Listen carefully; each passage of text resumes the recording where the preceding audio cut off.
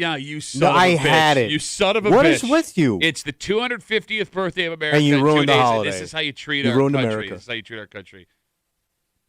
Thursday morning, you're hanging out in the break room. Rochester's Classic Rock 96.5 WCMF. As you can tell, how's it going, buddy? Pretty good, buddy. What's going on, female buddy? Doing good, buddy. As you can tell, it's already hot. The anger in the room is at a. It's up here. A little tense this morning. Why? What's going on? It's 72 degrees, but it feels like 80 because it's just humid as hell. It's like sunny out right now. We have a high of 93. The heat index, once again, will be over 100. 100. What? 100. Yeah. That's the way it sounds when you say it. 100. Started getting weird in here. 100 degree. Yeah, look, 100. man. I'm gonna be straight up with you right now. Straight up now. Tell What? me, do you really want to love me forever? I don't. With the heat, I don't have the patience. Yeah, but he's got his coffee this morning. Oh, he's got double. He's got the coffee. extra boost. Bro, what I spent on coffee today, Jesus H. All right, so let's have this discussion. We didn't ask Kimmy how she's doing. Oh, sorry. How's it No, going, female buddy? You said, Okay. doing good, buddy. See what you're doing to yeah, me, you idiot? weren't even paying attention. Oh my God! All right. What? We're So, like 60 seconds in. so if you caught the show around this time on Friday, you heard a big dramatic explosion that happened based on coffee. Yeah. Because Tommy, every once in a while, will bring in Starbies for him and Kimmy. Yes. Right. It's our Friday tradition. Even though today's Thursday. I know, but we moved it because of the holiday. Sure. So we have our interns that are working with us, and we Yeah. have different interns every day. Right. Aiden and Maddie. So Maddie was here on Friday, and the first Friday Maddie was in here, you got your Starbies for you and Kimmy, Right. And Maddie did not get Starbies, Right. and I felt bad. But it wasn't top of mind. Totally understandable. Yeah. But look, Because it's about me. We've both been, we've all been low man on the totem pole, Right. And I Yeah. always feel bad when people treat the interns like crap. So I had suggested, like, hey, maybe you should get Starbies for Maddie. Right. Yep. For the next week. Yeah. And I did. Okay, wait. You I did. Kind of blew up I did. the big gap in the story, Missy. There, you fought it as hard as you could. Yeah. Well, Jesus Christ, man. I mean, it gets out of control. His quote Everybody's was, doing the Starbies pile-on. His quote was, "How do we even know if she wants it?" I don't even How know do if the we kid even- drinks coffee. 20-something-year-old girl. How do we know if she likes Starbucks? And by the way, I don't know if she drinks black. I don't know how she takes her coffee. Who the hell knows? All right. Coffee is out of control. All right, so you get Starbucks for Maddie 2 weeks ago. Mhm. You give it to her. We weren't sure if she drank it. Right. And, yeah. So then she comes in. We talked to her Friday. Got her another one. She's very appreciative. She gave you her order to get for her. Yeah. Okay. Which you were pissed off by. Because it was like a paragraph of stuff, and I forgot. Okay. So I remember like one ingredient. So, well, today we have Aiden, our other Yeah. intern, in with us. Yeah. And, I had mentioned, he's not normally here on Thursday. Everything's all And I don't know if backwards. boys his age drink coffee. Boys his age. Could you sound like a creepier old man? I don't know what the boy drinks. My. Pardon me, Well, boy. he's Show him sipping on some- something right now. Show him some pornographic pictures to Starbucks. So I had suggested, because Aiden's going to be in here, Yeah. you should get Aiden coffee. All right. All right, so Aiden is on. Aiden, you want to grab that mic and stick it in front of your face there? This is Aiden. He goes to SUNY Brockport. Kimmy, can we get Aiden? Got him. All right, we put Aiden on camera. Aiden, how you doing? buddy? Good morning. Good Hey, morning. You How we can doing? pull the mic to your face. You have Oh, to lean can I? in. Okay, Yeah, there we go. you That's easier. All right, so Aiden, do you drink Starbucks? It's not my go-to, but I would. Okay. Did you get Aiden Starbucks? Yeah, I got him a coffee right Oh, there. okay, so Aiden gets, what kind of coffee did you get Aiden? Black coffee. I don't know what a kid drinks. Do you drink black coffee? Works for me. Oh, he All doesn't right. like that. He's being very polite. You can Like, be Well, how honest, else am Aiden. read mine? mead rides? mead rides? Am I going to mead rides over here? All right. See, Aiden's like the sweetest kid ever. Hey, good kid. Super energetic, Good boy. very positive. Stop that. You creep-ass He's bitch. not our puppy. Yeah. Why don't you go sit on Tommy's lap and let him stroke the back of your neck? Oh, can I? He was arrested, but given a warning. So how do you normally take your coffee? I normally just throw a little cream in there, nothing crazy. Well, But we got I that do up there. actually like black coffee, so that works for We me. got the cream upstairs. By the way, he's totally lying to you. He doesn't actually like black coffee. He No, just I doesn't- swear. But I don't hey, know what hey, these it's kids Aiden, do. You can be honest on this show. It's okay. Dude, I was in the Army. I can take black coffee. He was in the Army, not like you. Wait, you were in the Army? Yeah, I'm in the National Guard. Oh, all right. Yeah. You pansy, not like you communist Thank you for your service. country-hating son of a bitch. Here's your coffee. But this is not the funniest part of this morning, because Aiden's got his coffee, All right, right? And he's that all was very set. nice of you. Help yourself over there. But you got coffee for all the interns today, Yes. because you don't listen to a goddamn thing No. Kimmy says. Why? Because you said she was going to be in No, the we room. did not. Well, she's when not you here? when you walked in with coffee for Betty, I didn't say anything, but I wanted to say Well, I she's thought you not would be in the with building. us today. She's not in the building? She's in the building. Okay. but Oh, okay. She's not in the room, though. Well, I You- knew Yeah. that. Oh, okay. No, I knew you that. think she I was- knew one of the kids were going to be in here. They're kids. He's a grown man. He's in the I, army. I knew the boy or the girl were going to be in here. Put a rifle in his head. They sent him overseas. He's going to call him a kid. How dare you, you son of a bitch. No, I got her a coffee. Okay. And the order she had, I couldn't remember. So I remember like one ingredient. You can't just put one ingredient of something that she wants of multiple ingredients. I got better one than ingredient. No, none, I guess. It's like, hey, I forgot. I know you like cookies, but I forgot how you like them, so I got you a bag of sugar. What? All right, let me ask you a question. What? All right. So you got coffee for you. Yep. You got coffee for Kimmy. Mm-hmm. You got coffee for Aiden. You got coffee for Maddie. And you got your extra shot of espresso. Yeah. All right. That's from Starbucks. Yeah. So it's a premium. Oh, yeah. Do you want to tell us what you spent absolutely. on Starbucks? Look at you. Absolutely. I would absolutely love to tell you. Yes, I would. With tip, Yeah. $25. That's it? What do you mean that's it? No, that's actually not bad. I thought you were gonna. I Not thought it was gonna bad. be at least 40.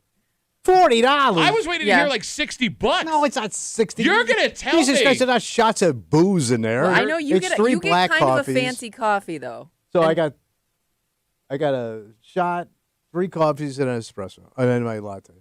Okay. You're going to tell me What? that you have been fighting and bitching for $25. 3 weeks now, over $25 a week to take care of our interns and Kimmy. Yes, that's a lot, Pat. $25. And by the way, I got to get up early. I got to schlep all the way over to Starbucks. You're already up I at got to 2. wait in line. You're the first I person got in to line. order it. They I already gotta know your order. Put it in. All of these Oh, things. no. By the way, my original order is shot in the ass Oh, now my because God. Oh, my God. No. yes. Yeah. Oh, what happens if you don't get here on time? You don't have 45 minutes of sitting around and play with your dog? Shut up, you bitch-ass bitch. 252 WCMF.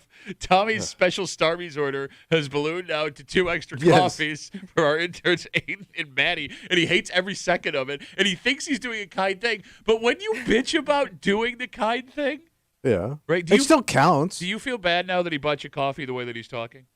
No, I'm getting a great laugh out of it, so it makes it worth it. He's You, gonna. you He sound feels, like you're side-splitting humor. You're enjoying her. I'm amused by this, and it is funny.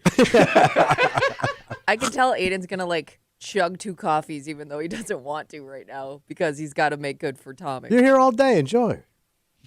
All right, Yeah. call me out, baby. Just like last week, Maddie took home a cold coffee because she didn't even know it was hers. Well, because she felt guilty because you kept running your stupid mouth Yeah. and she didn't know the coffee that you put next to her. Well, was now for I got her. to bring this one down to her because it's going to get cold. But you also do this weird thing where you won't give someone the coffee you got them. What do you mean? Like Kinda last just week, set you it there didn't- and assume that they know this is theirs. yeah, you didn't say, "Hey, Maddie, this is Yeah. for you." You haven't said. What, hey. I got to like announce it?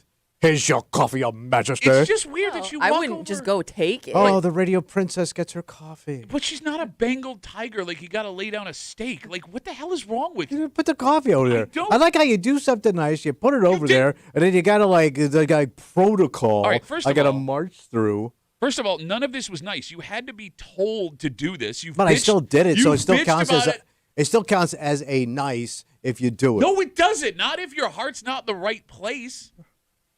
Well, You've been kicking and fighting and screaming this entire time to buy cups of coffee for our interns. When you've worked in this business for 30 years, by the way, the interns used to never get anything. Well, yeah, They that's used- the point The I'm making. interns used to go get that's the point I'm and making. bring us the coffee Oh, is that and how it the should bagels. be? Is that how it should My be? favorite Okay. part is like he calls them interns, but they were actual employees. They were of the well, they were station. like unpaid employees. Yeah.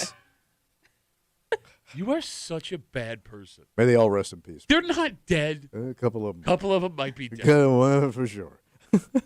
No, but I got a good guy. Hey, good morning. No, 607, good people. everybody. No, hey, Well, hey, I'm sorry. Well, you questioned my statement. Are you drooling on yourself I right now? am. You $25. You can't even control your effing mouth. That cost me $10. Aiden, have you had an internship before? I have not. So this is your first internship. Yes. This is your How's it going?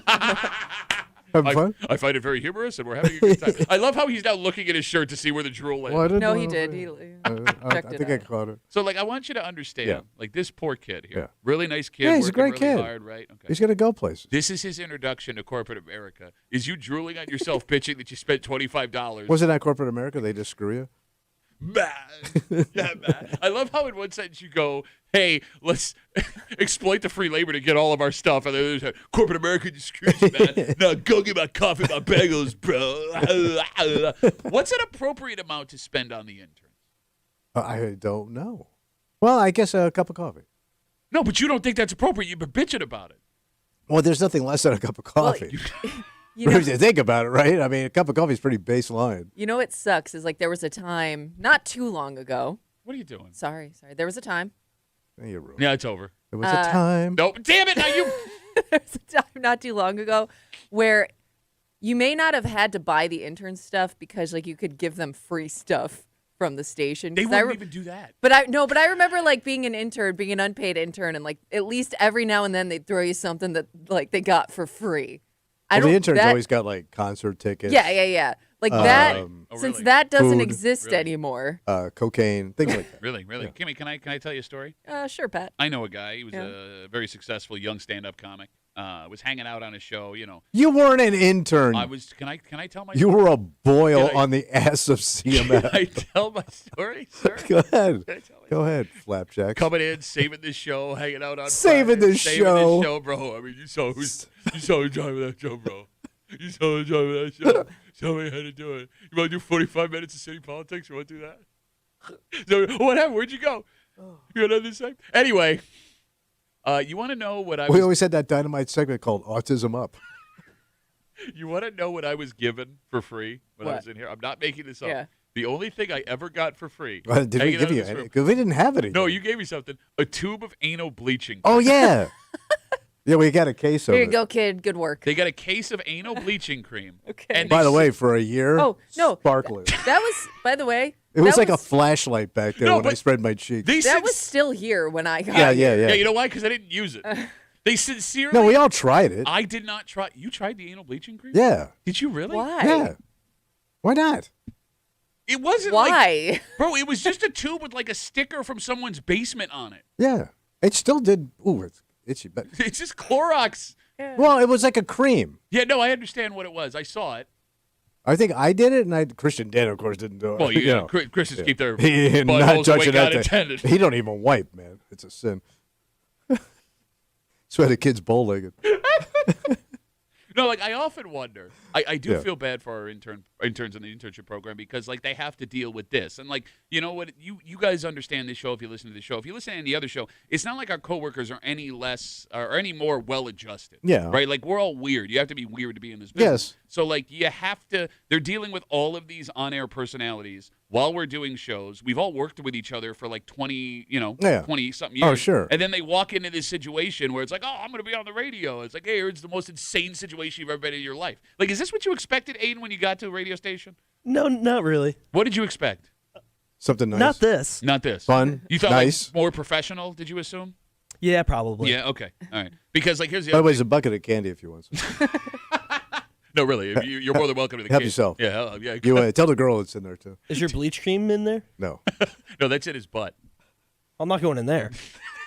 Well, you obviously haven't read the The intern handbook. handbook. No. All right. Again, the voice you're hearing, Aiden, he's our intern from SUNY Brockport, one of the two. He is now the second intern to get free coffee from Tommy, who's been kicking and screaming this entire time. Yeah. Tommy, who did not listen, thought you could play it off like you didn't think Maddie was going to be in here. You're lying because you wouldn't have got coffee. Well, I thought I said I was going to get the kids' The coffee. kids. Does that insult you, the kids? No, not really. I'm almost 70 years I mean, he old, for calls God's people in sake. their 40s the kids. No, I so- understand, but that's insulting. It is insulting. It's not To insulting. look at a grown man. It's endearing. Grown-ass I think man. once you get past a certain age, you don't mind being called kids. Yeah, listen to the girl. I know. There was something else I was going to say, and I totally forgot it. It was gone. Anyway. No, okay, here's what it is. I'm sorry, I Yeah. forgot. Aiden being the professional man that he is. Yeah. Like the first day you showed up, you were in your khaki pants, polo shirt on, tucked into your khaki Yeah, pants, right? ready to And, go. Very professional. You know, what Yeah, you're supposed to do on your first businessman. day. And we pulled him aside. We put you aside. Hey, man, Aiden, listen, thank you for the respect of dressing well, but, it's radio. You don't have to dress up. And still wearing the same thing. Yeah. It's comfy, man. Staying in my element. I'm trying to play into the stereotypical intern bit, and I think it's working pretty well. I think I'm nailing it. Okay. These pants don't really fit today, though. Do you – why don't the pants fit, Aiden? Well, I don't have many pants options today, and these ones are just old and don't really fit, as you can see. I wasn't I wasn't checking you out. But bro. now I'm going to have to when you get up, Yeah. which is in the other page of the intern handbook. No, I get. Do you normally wear polo shirts tucked into your khaki pants? No, just here. Okay. As soon as I get home, right into the pajamas. All right, 'cause We can I'm- sit on the couch. All right, because I'm going to say something to Tommy, and I don't want you to take this personally. All right. If I see a man not in an office or on a golf course Yeah. wearing A polo shirt tucked tucked into into his pants. khaki pants. I assume that man has bodies in his basement. Oh, okay. You understand what I'm saying? Yeah. Like, if you had the ability to wear whatever you wanted. But that's a pretty standard look, like in Pittsburgh on a Saturday. Yeah. That's pretty much how every guy looks. They look like you're either Dick Cheney or you killed somebody. Okay, I just don't get the idea of tucking in a shirt when you don't have to tuck in a shirt. There was a generation where everything had to be. You ever looked at those old movies from the 40s when everything was tucked in and you had to wear your pants just below your nipples? Sure.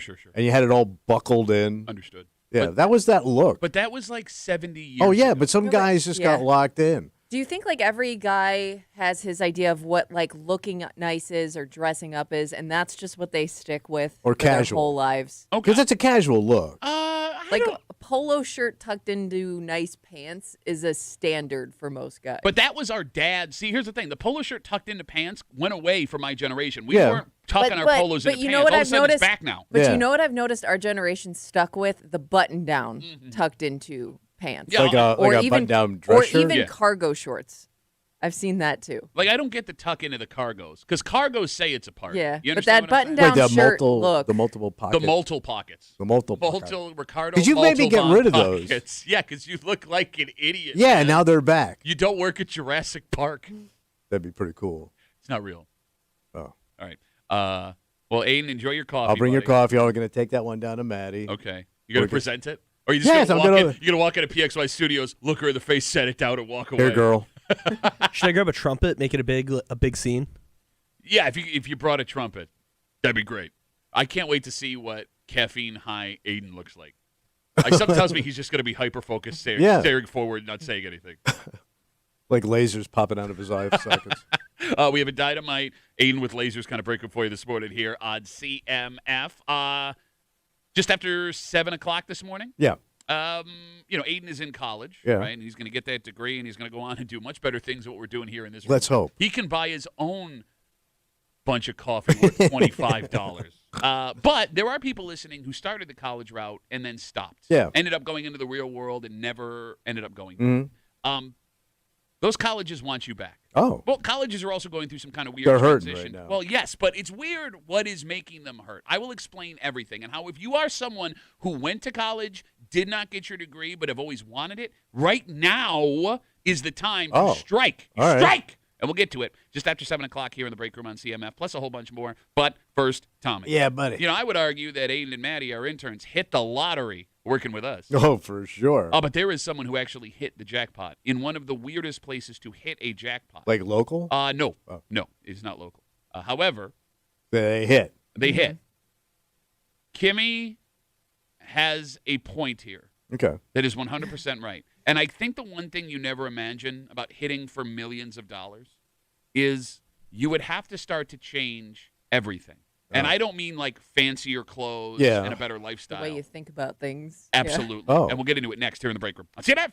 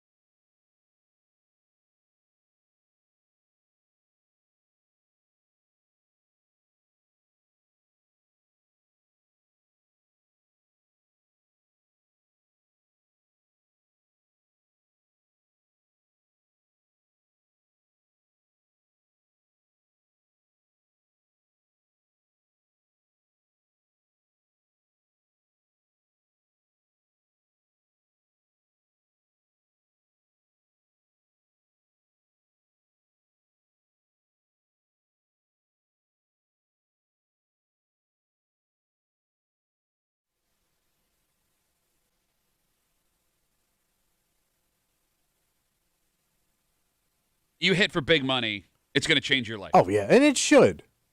You're right. I don't disagree with what you're Enjoy saying. life. What we failed to understand, though, and this is going to go against exactly what you just said. What's that? Not only is it going to change your life, it's going to make you want to change things about your life. Oh. Because winning this kind of money in this spot would create a situation immediately that I think, if Kimmy's instinct is 100% Okay. right. You're hanging out in the break room, Rochester's Classic Rock 96.5. WCMF, just after 6:45, this once dominant chain restaurant across America, Yeah. known for one thing and one thing only, has closed its final New York Man, State location. they're They're done. done. And here's the thing. For being as silly and goofy as this place was, Yeah. the food wasn't bad. Oh. And I am curious why this place doesn't work anymore. And we'll get to it just after 6:45 here in the break room on CMF. Earlier this week, someone in the Las Vegas airport waiting for a departing flight. Yeah. Let me back up. Yeah. For those who have never been to the airport in Las Vegas, one of the fun things they do, they have slot machines right in the airport. Yeah, you can start gambling as soon as you land. Or gamble all the rest of your money before you take off. Yep. Yeah. Someone waiting for a departing flight in the Las Vegas airport playing a Wheel of Fortune slot machine hit for $3.3 million. Ooh, Damn. You wouldn't even believe it. Be like, Guess- nah, I got to be reading this wrong. Guess who's buying the drinks on the plane? Guess who's buying the drinks on the plane, Kimmy? $3.3 million. So they are keeping all of the details of the winners secret Yeah. for obvious reasons, right? But if they're gambling at the airport, Yeah. Yeah. they probably lost some money on their trip. Is that Oh, a fair sure. statement? Yeah. Like, you don't casually gamble at an airport. No. Like, only the sickest of gambling Yeah. addicts are playing a slot You machine. got a Jones. Okay, there you Yeah. go, right? My husband and I did have a layover there once, and it was something to do. Wait, you Like- gambled in the airport? Yeah, we won $90 and then blew it all on like 2 drinks. But they were whoppers. Man, and more crazy Vegas stories from No, but I'm Kimmy. just saying, it's a great spot to have a layover. Plenty to do. Okay. So $3.3 million Yeah. waiting for your flight to leave Las Vegas. Kimmy, you saw this story and one thing popped into your head. If I hit for 3.3 million on my way home potentially, I don't know if I could comfortably get on that flight. Amen. What do you mean?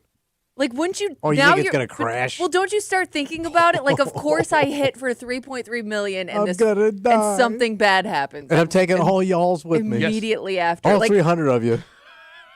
You're it would be hard to step foot on a plane. I wouldn't even after that. think that. I'm thinking I can't wait to get You home and start wouldn't? spending. You I can't wait to get. Oh my God! Oh no! Well, you always think the plane's gonna go down. I hadn't thought Well, about it's this not until that I Kimmy brought it don't up. think Oh. it is, but it's one of those things where it's like this would be like the cruelest joke ever. Yes. See, and that people like you ruin things. Because if I hit, I'd be all excited. What if the Yeah, plane well, obviously crashes? you're excited, but don't you think like your No. life is like more precious than ever in that moment? I'm thinking about spending money. Yeah. Well. If you don't die. Well, here's the thing, man. Like, Well, if you have a heart attack. even if you get on that plane, that is the most stressful flight Most- of your like, life. Every little bit of It is if I'm turbulence. sitting between you two. I'm not. I'm a pretty good flyer. I really don't get nervous, but on that flight, I would be the most nervous I've ever been. Look, the headline is just too entertaining for it not to happen. Man wins $3 million, Yes. dies in plane You crash. don't want to right? be that headline. Like, I'll take a train. I'll pay Yeah. Uber drivers to drive me home across the country. There is no chance. Kimmy's right. Going on a By the road way, trip. those two modes of transportation far more dangerous. Oh, let's talk about statistics. Let's talk statistics. Trains are not more dangerous than planes. Yes, they are. Kimmy, Trains? Trains crash all the time. Name They me- hit things all the time. Name They me the derail. last person on a train that died in a train accident. Top of my mind, I can't. But it happens all the time. I can't name a single one. Around the world, No, trains go down in America. In America, all the time. Name me the last person that was on a train that died in a Okay. train accident. I don't know. But Here you go, wise ass. Planes have a statistically lower fatality rate per billion miles traveled. Planes average about 0.07 deaths per billion, Unless while you hit. trains are slightly higher at around 0.43. are they counting people getting Army hit? boy, this is your last train trip. Yes, sir. Why would you yes sir that? Enjoy your $1 million while it lasts. Are they counting people getting hit by trains? Well, that way count. Well, okay, then we got to Okay, count. so if I get hit Okay. by a train, don't count. No, I'm saying if I'm on the train, Train crashes. yeah, you die. No, Okay, you're right. That's what you. Wait. That's what you're talking Listen about. to what she's saying. Listen. This counts fatalities on the tracks. So Yeah, that's- many. So many train-related fatalities are not passengers riding the train. Yeah, there's a huge Yeah. difference No, there. there's So that a, bumps up the numbers. Yeah, because I'm not walking home along the train tracks from Vegas, you idiot. 252 WCMF 252-9263. Someone leaving Las Vegas hit for $3.3 million at the airport on a slot machine. And Kimmy's take, and it's the best take maybe she's ever had. Yeah. If you hit for that kind of money, there is no effing way I am getting on that plane. And here's what's cruel about this. What's that? And I guess on the larger scale of things. Winning the lottery, hitting a jackpot like that, it would change your life. oh, sure. And you've made the argument it should change your life. Yeah, absolutely. What do you mean by that? So my father-in-law had a buddy, and he was just a working guy, man. He hit for 10 mil. Holy crap. Yes. And he got a new name from his boys, What's that? Jack a Millionaire. That's what they called him after that. Well, it's pretty Name was good. Jack. It's So like, he bought the big house, the whole, he bought some nice cars, pool, the whole thing, man. And you should. I mean, life's short. Okay. And Money should change you. Go enjoy it. What else are you going to do with look, it? I don't disagree with anything you're saying, but the other cruelty about this is, What's that? right? Most people that are going to hit for big money are going to hit, later in life, 40, Yeah. 50, 60 years old. Yeah. When you hit that money, you'd also realize I have to change things about my life because now I have the money where I can enjoy it for Yeah. a much longer Yeah. time. The point I'm making is you want to go drink and do drugs and get crazy. My first thought is I got to start taking care of myself because I got all this money I got to How spend. can I make Okay. this last as long as possible? Exactly, right? The cruelty of someone like you hitting for the jackpot and all of a sudden your liver goes, hey, remember what you did to me for all those years? What? Guess what? Blah. Well, They that's got a new why- liver. Your liver got hit by a train. That's why I don't understand people who hit and get into all these dangerous hobbies. Yeah. I'm just why? That seems like the last thing I would want to do. I don't want to skydive or do get into the drag race, do all that stuff. Absolutely. It is kind of stupid. I won $1 million and I bought one of that motorcycles where your Yeah. knees touch the ground. What are you, nuts? Well, you're going to probably buy a really nice car, right? Okay. Guy is going to probably buy a Ferrari, Vet, something like that goes fast, to your point. Mm-hmm. You're going to buy the cool, fast car you never could afford when you were a kid. You're increasing your odds of killing Oh, yourself, absolutely. which is really stupid because now you But have you'll all look so cool. Like James so cool in Dean your looked cool speedboat. when he died. No, he didn't actually. Yeah, he looked pretty cool. Probably they didn't even know it was him. 252 WCMF. Let's talk to Jason. Hey, Jason, how are you, buddy? How's it going, guys? Go, Jason. What's going on? He sounds like a little less. So I went to the Vegas for 21st birthday. Grandparents took me, and That was at the cool. airport on the way home, I had lost all my money, but like $30, So I pop it in the Wheel of Fortune slot machine at the airport. I hit the winning thing for like $500 is going off, and I had to find the attendant. Now my flight was about to take off. I got my grandparents yelling at me. I can't find the attendant, but $500 or whatever it was, I wasn't leaving without getting my money. I barely got on that flight before I left. But it was, I mean, you bring up a good question because $500. I mean, yeah, I get for a 21-year-old that's exciting. Plus, Yeah. you had to go see Bobby Darin with your grandparents, so I get why you'd want to get something out of that. Hey, Jason, thanks for the call, buddy. Have a good rest of the day. If you hit for $3.3 million, they don't just hand you a sack of cash. Right. Yeah. So that person had to have missed their flight. I would imagine. So you got to, yeah, but I guess you're cool with that. I would think it when takes you some hit for time to mills. collect. All right, what is the minimum amount of money you're willing to miss a flight home for? Would Well, you I mean, miss? it's got to work out to your advantage, Yeah. obviously. Well, you're not going to have time to do the math. Well, yeah, you could. You know what you spent on the flight. So you're going to walk away from $500? You might have to because rebooking a flight, you just flush Yeah. the money. You're going to walk away from Yeah. $1,000. 1,000, you're still probably making some money. Yeah, but you're a going to little, make but like you couple lost $50. most of it. You're going to walk away from $5,000. Because now we're talking time too. For $5,000, yeah, you're staying for the money. Yeah. Because those numbers are working. Okay, I understand. Financially, yes, straight by the book, Yeah. it works. But you have to factor in: is there another? When's the next flight home? Right. Do I have to get a hotel room? What am I going to do? And after taxes, don't be the taxes. Oh, the taxes will kill you. Taxes. Especially if you have one of those sweet direct flights to, let's say you're to Rochester, and those only go out once Yeah. a week. Yeah, So exactly. you're going to lose that. Yes. Yeah. So then you're F. Is it You're worth right. the $5,000? Wow, look at Pittsford over here. $5,000. No, I'm staying for the $5,000. Over here, he's bitching about $25 worth of coffee. Over here, he's thinking about walking on $5,000. Idiot. I'll tell you this. What? If I am on, let's say I'm on the plane and I Yeah. find out the guy won $3.3 million dollars, I'm also worried I'm going to die in that plane crash. But you're all going. Well, yeah. Well, Because if he goes down, well, I'm going down. Well, if he's dying, you're dying. So I told you I had a You'll buddy. be that one surviving infant they always find, like in the Guatemalan jungle. Jesus Christ. Well, that's man. what usually Way to make happens, that man. really They dark. find out one baby that It's made it. happened one time. We And, only, hey, baby, you lived. Yeah, that's great. That's what the baby said. well, it's I was sitting very, right next to the guy who won the lottery, It's a very gifted baby. the But Guatemalan lottery. I love how you go. It happens all the time. That story happened one time in the history of No, mankind. I think there was like one kid that a couple of times survived. Same kid over and over again. The Stop most putting him on a plane. unluckiest Guatemalan child. Weird that you had this Guatemalan toddler that kept flying over and over again. Well, he wanted to hit the lottery, so he wanted to live a little. Okay, we have Instagram messages coming in. He was known as the boy with the golden diaper. Duffy. On WCMF is the easiest way. Mark writes us, if I'm on a flight with this guy, I'm expecting a drink on him Oh, on yeah. the flight home. He's got to celebrate, man. Champagne all around, right?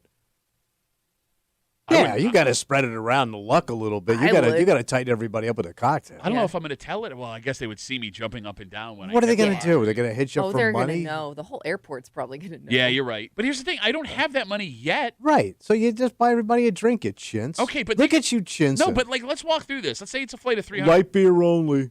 Let's say it's a 300-person flight. Right. And let's average out $12 a drink. Is that fair? Yeah. Okay, so that's da-da-da. Not everybody's 21. Wait, da. Wait, you giving that Guatemalan baby a drink? Might get some people What that was aren't a golden diaper? Golden diaper going. drinkers. All right, let's say it's going to cost you like $3,000. So what? You just hit for $3 million. The point I'm making is I may not have $3,000 clear on my credit card leaving Las Okay, Vegas. fair enough. Yeah. Leaving Las Vegas. I don't have $3,000 on my credit card. Everybody's got $3,000 on their credit card. Again, Pittsburgh ass bitch over here. Like, because that would suck. You're right. I would feel like that person should buy me a drink, but they don't have the money then, and they may be all maxed out. They would look like a dick, and they would have nothing they can do. All right. Well, I guess if you're busted, yeah. But What? no, because you immediately were like, give me alcohol. I don't know you. Buy me a drink. Hell yeah, man. Take off And your you shirt. know you wouldn't be Read the satisfied. intern handbook. You know you wouldn't be satisfied with just one. Like if that guy bought everybody one drink, you'd be like, "What? Can't keep it going the whole flight." As here." my father would say, barely wet my lips. All right, let's take a break. I want a drink. There was a time Hey, what's the time? where this was the dominant chain restaurant in America, and it was adult themed, but it was family friendly. Like they Yeah. found the perfect balance. This restaurant has closed their final location in the state of New Wow. York, and it is weird that in today's day and age, this doesn't work anymore. Because what's funny about this, as goofy and silly and cheesy as it was, yeah. it wasn't bad. Oh. And we'll get into it. Tell you what we're talking about next here in the break room. Let's see that.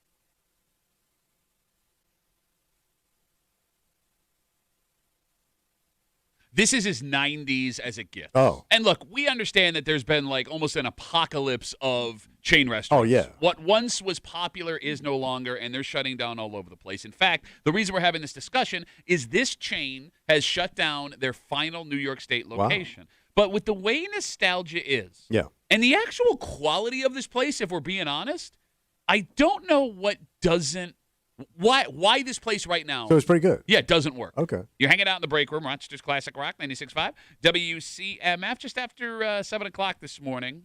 There are a lot of people, and statistically we know this, most of you listening to the show, that started college and never finished. Yeah, losers. There is a, what? Huh?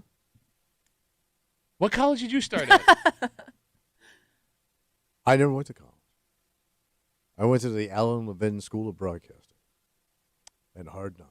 If you are someone who started college, never finished, and always regretted not getting that piece of paper, you are in the best possible spot you could be. So what's going on right now? I will explain just after 7 o'clock here in the break room on CMF. The last ever Hooters in New York State has closed. Wow.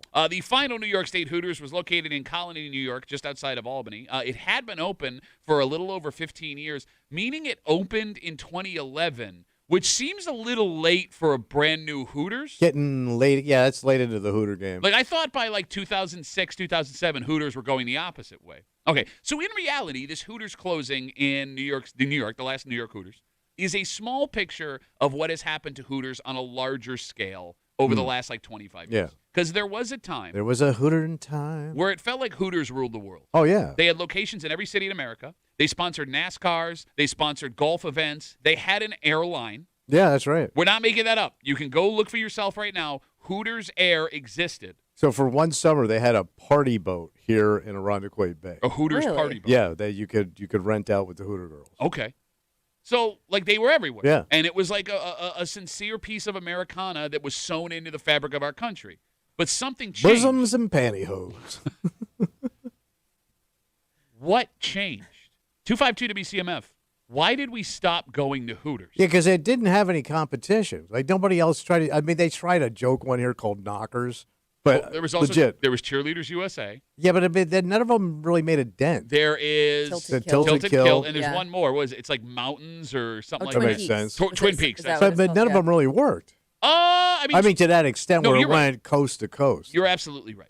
Because, like, when it comes to why Hooters stopped working, the most bizarre part of it to me, the food wasn't bad. No, the chicken wings were good. The beer was always cold. Yeah. You know, it was good pub food. So I told you guys, and the phone number is 252-WCMF, 252-9263. This past winter, and my daughter plays travel hockey, there was a Hooters across from our hotel in D.C. Yeah. And my wife had never been to Hooters, and she wanted to try Hooters. So I was like, all right, let's go get lunch at Hooters. So we go over there, and the food was really good. Yeah. Right? And that's coming from a guy who is very particular about his chicken wings. Yeah. It was also super affordable, which I was surprised by. Right. I was expecting I was going to be paying for the ambience of the room, which we did not. So, like, the Hooter fee, yeah. If the food wasn't expensive and the quality is high and nostalgia is big, why is Hooters not working? I think it just kind of went lame. I mean, it just kind of was like your dad's place, maybe. Maybe it was that. Definitely was my dad's place. Right. You know what I'm saying? Like, Yeah. maybe the younger generation of guys didn't find it sexy or hot. Maybe they kind of find it a little cringy, Okay.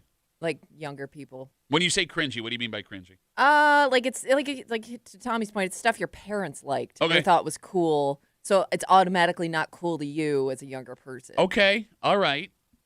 Is it the whole women in tight shorts with their boobs out thing? Is that problematic? It could be part of that too. I mean, there are people that feel strongly that it's just not something we should. Demeaning to women. Yeah, exactly. All right, but I'm asking And their honest. bosoms. I'm asking honest. So you kind of lose that crowd. Okay, but I want to honestly ask. Yeah. The world we live in today, Yeah. where anyone can jump on OnlyFans and show Yeah. the world their taint if they Right. want to, right? Hooters kind of feels quaint.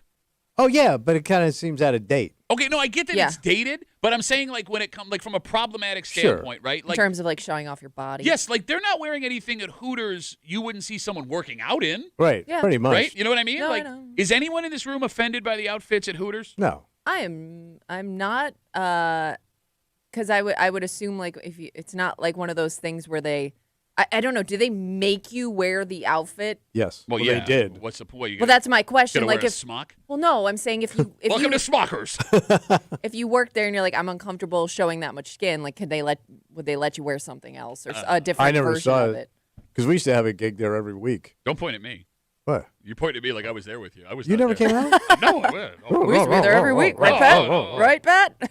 I was there with my dad. Thank you very much. Because I guess like the only problem would be like if they forced it upon you and you didn't have an option as an employee of wearing something else. But that may have some issues. But if you get into this knowing like I enjoy this is what I want to do, I signed up for it. I just thought that those outfits when they came out looked hot. Mm-hmm. But then now, no. They're not hot anymore? No. I mean, but They, at to the his point, time they look were. dated. Okay. You know? Yeah. So what they need to update the Hooters outfit to something sexy today. Yeah. Taints out. Change the name to Taints. Taints. You don't want to know what that owl's going to look like. Yeah. 252 WCMF. The last ever Hooters closed earlier this month in Colony, New York, just outside of Albany. New York State is now without a Hooters, and it's weird because of the love of nostalgia we have now. Yeah. The fact that Hooters is not expensive, I found out when we went to one in D.C. a couple of months ago, and the food is good. Yeah. It is good food. Why is Hooters Quality not working? food. Now, lest we not forget, Yeah. to our younger listeners that have maybe never experienced a Hooters, at its peak back in the day, Hooters was advertised as a family restaurant. It was really weird in the South to see a family go into Hooters after church on Sunday. Yeah. That was a thing, man. But like it was completely socially acceptable to bring your wife and children to Hooters because it was And that might have ruined it. did it? Yeah, because it first was like, let's go look at some boobies and drink some So beer. you're saying creepy men only. Yes. It was basically, But that it was limits a your lesser. whole customer base. Yeah, there aren't enough creeps. Yeah. But that was what they were kind of based on. Was basically it was a more acceptable strip club. You were going to go oogle the girls, Okay. but you weren't going to see much. But you got to go with your boys and check the chicks out. Okay. And I think when you started introducing family friendly, it kind of took that away. But All right. but I know what you're saying, but wouldn't that also get more people in the door? Oh, it did, but it also kind of ruined the image. I want to come in Right. in a trench coat, and I don't need some kid looking at me. So when I used to host those trivia nights there was a dude that would when I would come, he would already be there, and he brought his own folding table, and he would have a tray of roses, Oh no. and he would hand one to each girl, and then he would stay for the shift change, and hand them to. I mean, there were guys like that. Like there was like a subculture of Hooter dudes. Hooter dudes. I mean, Yeah, that like. oh, you talking about duders? Oh yeah, Hooters, and they closed. but what you're Yeah, but I mean, there was like a subculture of those guys. what you're describing though kind of exists to some extent at every bar. Like I know women who were bartenders for quite some time. They had that circle of dudes that Yeah. just would come in, give them gifts. Oh, yeah. Like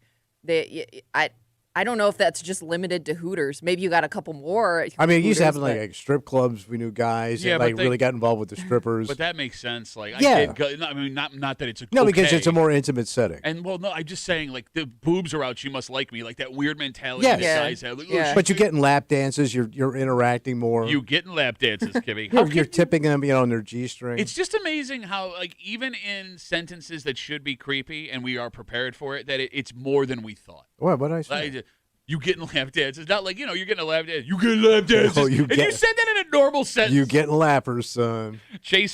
Chris writes us on Instagram. Duffy and WCMF, easiest way to get us talking about the final Hooters closure in the state of New York. We are now Hooterless in New York State, man. asking why this doesn't work now. Yeah. Chris writes, I'm 24. My girlfriend and I do not get home very often. Do not get, I mean, I think maybe he means out. Thanks to how much stuff costs nowadays. I feel like a lot of guys can't take their significant others there, so when they do go out, that's not a place they choose. My wife was excited to go to Hooters. But because you It's- just wanted it to is- see it. Exactly. It is something that you see on TV, you see in movies. So it's kind of one of those things where it's like your curiosity probably gets the best of you. But she never wanted to go back. No, here's the thing. She like the She food, likes it now? I mean, I don't know if there was one in town if we'd be like Yeah. Hooters regulars, but like my wife had a good time. She Yeah. enjoyed the food. So like if you're on the road somewhere, yeah, I that's think an option. You yes, go if, back. if there's a hockey tournament, I think that we would go back to a Hooters. Okay. I think. All right. I don't know. Is my wife gonna be mad that I said she liked Hooters? Or do I- Well, you let me know. I mean, look, I think the creep factor killed it. Yeah, it could be. Not that folks were afraid to run into creeps, but you didn't want to be labeled as a creep for Yeah. hanging out at All Hooters, right. Yeah. right? The image, you're a little more self-aware of your image. But here's the thing that's weird to me. What's that? The further we get away from the golden era of Hooters, the more it feels like people remember it as a room full of creep-ass dudes, and that wasn't what Hooters was. And I'm not here arguing that we should be making a restaurant that had women with their boobs out like a national landmark. Yeah. But it isn't fair to the people that went to the Hooters to be labeled as creeps for enjoying Hooters. Because it's a restaurant with boobs out. Right. I mean, but they did push the boobs on you. They weren't pushing the boobs. Oh, they on was you. pushing. But like you didn't have to. Here's the other weird thing. It was the classiest of those types of restaurants. Yeah. Because, like, I have fond memories of Hooters on Jefferson Road. Yeah. They opened up a Tilted Kilt in, what was it, like 10 years ago? Yeah. And it didn't last very long. But we had to go to a work thing at the Tilted Kilt. I don't know if you were there. I don't remember. It was only the cool guys. I don't think he was. I think that the Tilted Kilt called ahead and was like, please do not bring this man with you. But I remember walking into the Tilted Kilt and being skeeved. Yeah. Okay. Like, oh, this is Did creepy. we hit Wait, did it you at go a to weird Skeeves? time or something? Because you're right. It seemed like there were already a lot of regulars there. Were you with us? At least one of the times I Okay. was there. Like, I remember walking in and being like, I've made a mistake. But And- they also, all those places that open up probably try to push the envelope a little bit more. Because Hooters kind of like had their own standard. And then those, well, we got to do something different. We got to make it a little bit more risque. I mean, You know what I mean? I don't think the outfit was any more. I mean, they No. wore skirts Yeah. instead of shorts. Yeah, but wasn't it like short, obviously super short skirt? No, they went down to your ankle. Oh, wait, you go to ankles? No, I went to ankles. And then they had that location they opened up at Gates. What's that? Cankles. Food was really good, though. Just like your mama used to make. Standing at her cankles. You were saying, Kimmy, I'm sorry. Nope. Can I ask a question? Sure. An adult question to Kimmy. Oh, go ahead. How much would you have had to make to work at a Hooters? Why are you laughing? She Like- no money at the end of the night. Come up a little short, darling. There's a Hooter tax, and you owe. How much would you have had to make? I don't. Like, would you have been opposed to working at a Hooters back in the day? No. If you're making like good, I mean, if you're making good money, why not? Yeah. Just work out there. Should go to that other bar. I wouldn't judge somebody. Well, no, they were looking to hire Kimmy for that line they were going to do towards the end. What was that? Hooters flatbread. I wouldn't judge somebody for working at Hooters. I totally get it. Would you have worked at a Tilted Kilt? Why is it different? It's the I same don't thing. know, Why but is it is different.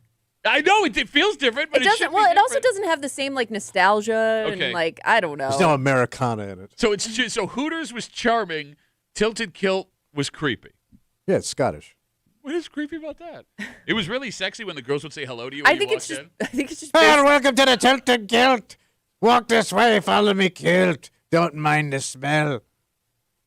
You were saying, Kimmy, I'm sorry. I think it's just maybe. That's Just, the haggis Oh, haggis under my kilt. haggis and boobs. I'm steaming a haggis for you right now under my kilt. Let me pull out my haggis. You were saying, Kimmy? I think it's just based on my one experience with the tilted kilt. Yeah, it was a rough I day. also think like the Hooters uniform is more comfortable than the tilted kilt one. Okay. Well, like the because of the Hooters- hot haggis. The Hooters I'm one, giving birth to a haggis. you could go work out in if you wanted to. All right, we'll finish it up with Ashley. She writes us. A lot of Ashleys worked at Hooters. Duffy at WCMF. Oh, hold on, I lost it. She says, back in the day, men didn't have a lot of exposure to scantily clad women. However, with OnlyFans, Instagram, these kids aren't impressed with women in shorts and a bra. It's cringy. Okay, All right. so it's creepy to some people, but not enough to others, and that's what buried it. It's a good Okay. way. So long, Hooters. Let's take a break. If you are someone that started at college and for whatever reason did not finish at college, you need to listen up. Because if your goal is to eventually get that piece of paper, or you think getting that piece of paper will improve your financial outlook, you have all of the power right now. Oh. Because something is happening within the world of college acceptance. And those colleges would like to speak to you. And we'll get to it next here in the break room on CMF.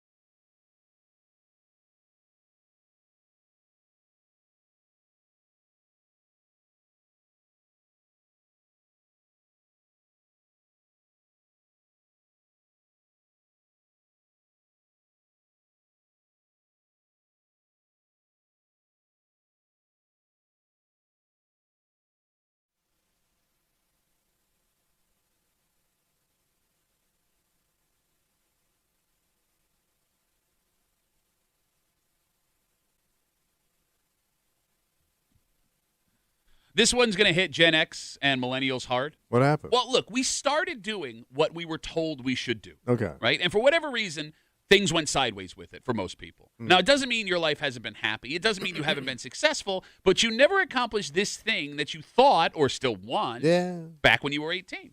Well, now lawmakers and colleges want to talk to you. What are they doing? And they're doing what they can to make sure you actually get what you may have been paying for the last 20 years without getting. Oh. You're hanging out in the break room, Rochester's Classic Rock 96.5, WCMF. Just after 7:25, 7:30, a story about a woman who was at first lauded as a good Samaritan. No. She found this thing and returned it. Oh, okay. But it's what was missing inside the thing that she returned. We'll get to it. It's after 7:25, 7:30 here in the break room on CMF. Tommy, Yeah, buddy. are you familiar with the term stop out? No. Okay. A stop out is a person, most of the time a millennial, who started going to college, maybe even went for a couple of years. But before they got their degree, they decided they were going to take just a break from school. All right. Maybe they had another opportunity. Maybe money was tight at the time. But the initial intention So they was crashed out. Well, no. That's not what this necessarily. is. See, there are people that bomb out of college. Yeah. That happens. Yeah. What we're describing here are people who thought they were going to take some time. Pivot. Yep, Okay. and then I'm going to go back and get my degree. All right. And time has shown that most of those people never did. Yeah, because life catches up and you move, you get flushed forward. So it turns out, flushed forward, you're a dump is what I'm telling you. Life's a dump, bro. Get used to it. 38 million working age adults fall into the stop out category. 38 million? And these, by the way, these are not people that failed out of college. These are people that voluntarily stopped. Took a break. Intending to go back Decided and never maybe did. I'm going to go to something- Europe, man. something else was Backpack, calling find them. myself. Yeah, they didn't have the money for college, so they went to Europe. You can do it for Well- $1 a day. I just read about a dude that did it on a donkey. His name's Jesus. It's pretty cool. In Europe. Yeah. European Jesus. European Jesus. Why? Why? You know you don't have to make noise. There's two other people in the room. You were saying, Kimmy? I mean, he does bring up not so much like the going to Europe thing, but I do know people that got, I don't know if I'd call it sidetracked, but they ended up doing like something through a club or through an extra program at college, and then they decided, oh, maybe this kind of work is something that I'd like to do instead of going back to school. Okay. You know? All right. Yeah. So those 38 million working adults that fall into the stop out category, that's almost 20% of adults in the United States. Wow. And not having a college degree, it's not necessarily a disaster. Yeah. What can make this a disaster for What's the that? people that we are describing are student loans. Yeah. So Just- you're still paying. Yes, Yeah. just because you didn't have a degree doesn't mean you don't still owe for the school that you went to. Damn. And there are lots of folks who spent 2, 3, even 4 years in college, pay with tens of thousands of dollars in loans you still may be paying, and you don't have a degree to show for it. That would suck. So What do you do? it turns out, to all of you stop-outs listening, colleges want you back. States are coming up with programs to entice those stop-outs to get But- back into school. To Well, finish. do I have to start paying more? All right, let me explain. Right now, New York State has what's called the SUNY Reconnect program. Free college tuition at SUNY schools for grown people between the ages of 25 and 55 that don't already have a college degree. And it not only covers just the tuition, but the fees and often the books and supplies. So I had to go to a state school. You have to go to a SUNY school, but Yeah. again, at your age, it's not beggars can't be choosers, I know. bro. I know. But the good news is, What's that? you don't have to pay more, Oh. right? You may still have the loans, but this is going to be free. The only catch, it is free only for degrees in high demand fields. Okay. Things like tech, healthcare, and manufacturing. So yes, you can go back to school, but it may not for free, but it may not be the degree that you started, Kimmy. So I Oh, that wonder kind of how- narrows it down a little bit. It does. I wonder how that works because I don't know over time if those credits that, let's say you went to school for like a year and a half Okay. and then decided I'm not going back. Now, like years later, you want to jump back into it. I wonder if any of those credits still count It's a good question. or if like over time they kind of become irrelevant and you got to do it all over It's like again. inflation. It was 3 credits, but now it's like 1. Well, I don't know because just the way the world changes, they might things that you may have learned then those classes may not count for much. You're right. There's classes they don't even teach anymore that you could have Right. taken 15, 20 years ago. So I wonder if like you could save it all in that way. Okay, it's a good question. Now, by the way, you also smugly said, "Oh, it's only for SUNY Mm-hmm. schools. Oh, it's only for that." And how do you get accepted wherever you want? I don't know how that I works. wonder how that works. I would assume you're going to want to go to the closest. You're not going to move at 40 no, to go to but college. a close school to you could be a more like a tougher school to get into. Okay, good point. So But I don't know. I mean, but you look around here. Like most places in New York State, unless you're in the middle of nowhere, have multiple SUNY schools. Like if Yeah. you were here, you can go to SUNY Brockport, you can go to SUNY Geneseo, right? But I thought SUNY Geneseo was a tougher school. It is a tougher school, but I'm Yeah. saying there are multiple options. There's All right. SUNY Empire State that is in Brighton there. Well, They that have sounds a like an campus. easy one. If you wanted to go to a private college, Yeah. there are also a ton of private colleges that are offering Oh. scholarships to stop out as a way to balance out their lower enrollment rates that have Okay. showed up the last couple of years. So, with all this information that we have, Yeah. the phone number is 252-WCMF, 252-9263. Is it worth it to go back and get that degree? Will it eventually make your life better? 252-WCMF. Because if we're talking statistically, study after study does show that every degree you have on average increases your lifetime earning potential. Yeah, but you're kind of jumping back into the school game late, Okay. which means you're getting back into the work game late with your new degree. Okay. Does that, do Well, the there- numbers even work? Well, Okay, there are what do you- some. Like if I don't get my degree till I'm 50 and I got 15 years Okay, by the basically way, of work, does it work? I for me? love how in his boomer ass head that you automatically retire at 65. Like Yeah, it's a you could given. still have like 20 more years. You huh? could have some the places they'll rest show of your you- Yeah. effing life. No, but somebody might show you the door. It's 65 because we're Yeah. done with it. No, We're not going to pay it. we were hoping that. What would you hear? Nothing. I do know some it's jobs that will offer bumps in pay depending on what level of degree you have. So I guess if you maybe are already working for a company that offers that, it would be worth it for you to go and get that piece of paper if they're going to increase your pay automatically just for having it. I mean, Plus, you got to work and go to school at the same time. and that's yes, what a lot that's of not easy. yes, a lot of people don't consider that because like if you were having a hard time, doing college when you just had college to do, now throwing a full-time job, potentially kids and a marriage. Like people do manage to do it. My brother finished his bachelor's degree at 37 years old. It took him 20 years. I'm not making that He up. did it though. Wait, he was at it for. It took him 20 years. So he started when he was 18. He got away from it for a while. Yeah. He went back like 10 years later, and it took him like 10 years to finish but it. he's got a degree in ham. And he ate it. What is his degree in? He ate his degree in Ham. ham. I don't know. Oh. He told me I forgot. My major in ham, minor in mint jelly. Well, he went to ham jelly. 252-WCMF, 252-9263. Many colleges, SUNY programs for free, many private colleges for scholarships are offering programs to what they are calling stop-outs, millennials and Gen Xers who started going to college but made a choice to stop, whether it was financial or life-wise, didn't get their degree but still have student loans to pay. Again, a lot of these programs, you can go get that piece of paper for free, and it turns out these colleges want you back very, very, very badly. I'll ask you this. Yeah. What age is too old to start college back up again? I would think 40, because by the time you get through it, you're going to be pushing 50. If it's going to take, because Not you can't necessarily. really get to it, because it's going to take you longer to get that degree done. But because you you're get a working. degree in speaking. Well, Yeah, you really showed me there. I'll show you. yeah, 40 you're too late. A lot of the programs that they offer for adults are accelerated programs. You understand what that means? So you can get through it quicker. Yeah. But how are you going to do that if I can't get to those classes every Well, day because I'm working? So another thing that colleges have done in the last couple of years, and I like this idea a lot, is they factor in your life experience, right? Like, All right. when you're taking a kid who's You 18 kinda years old. start ahead of everybody. Exactly. All right, so what I've done, Well, look, you have work. The life experience and work experience you have counts for something. so I'll get credit. I don't know if it.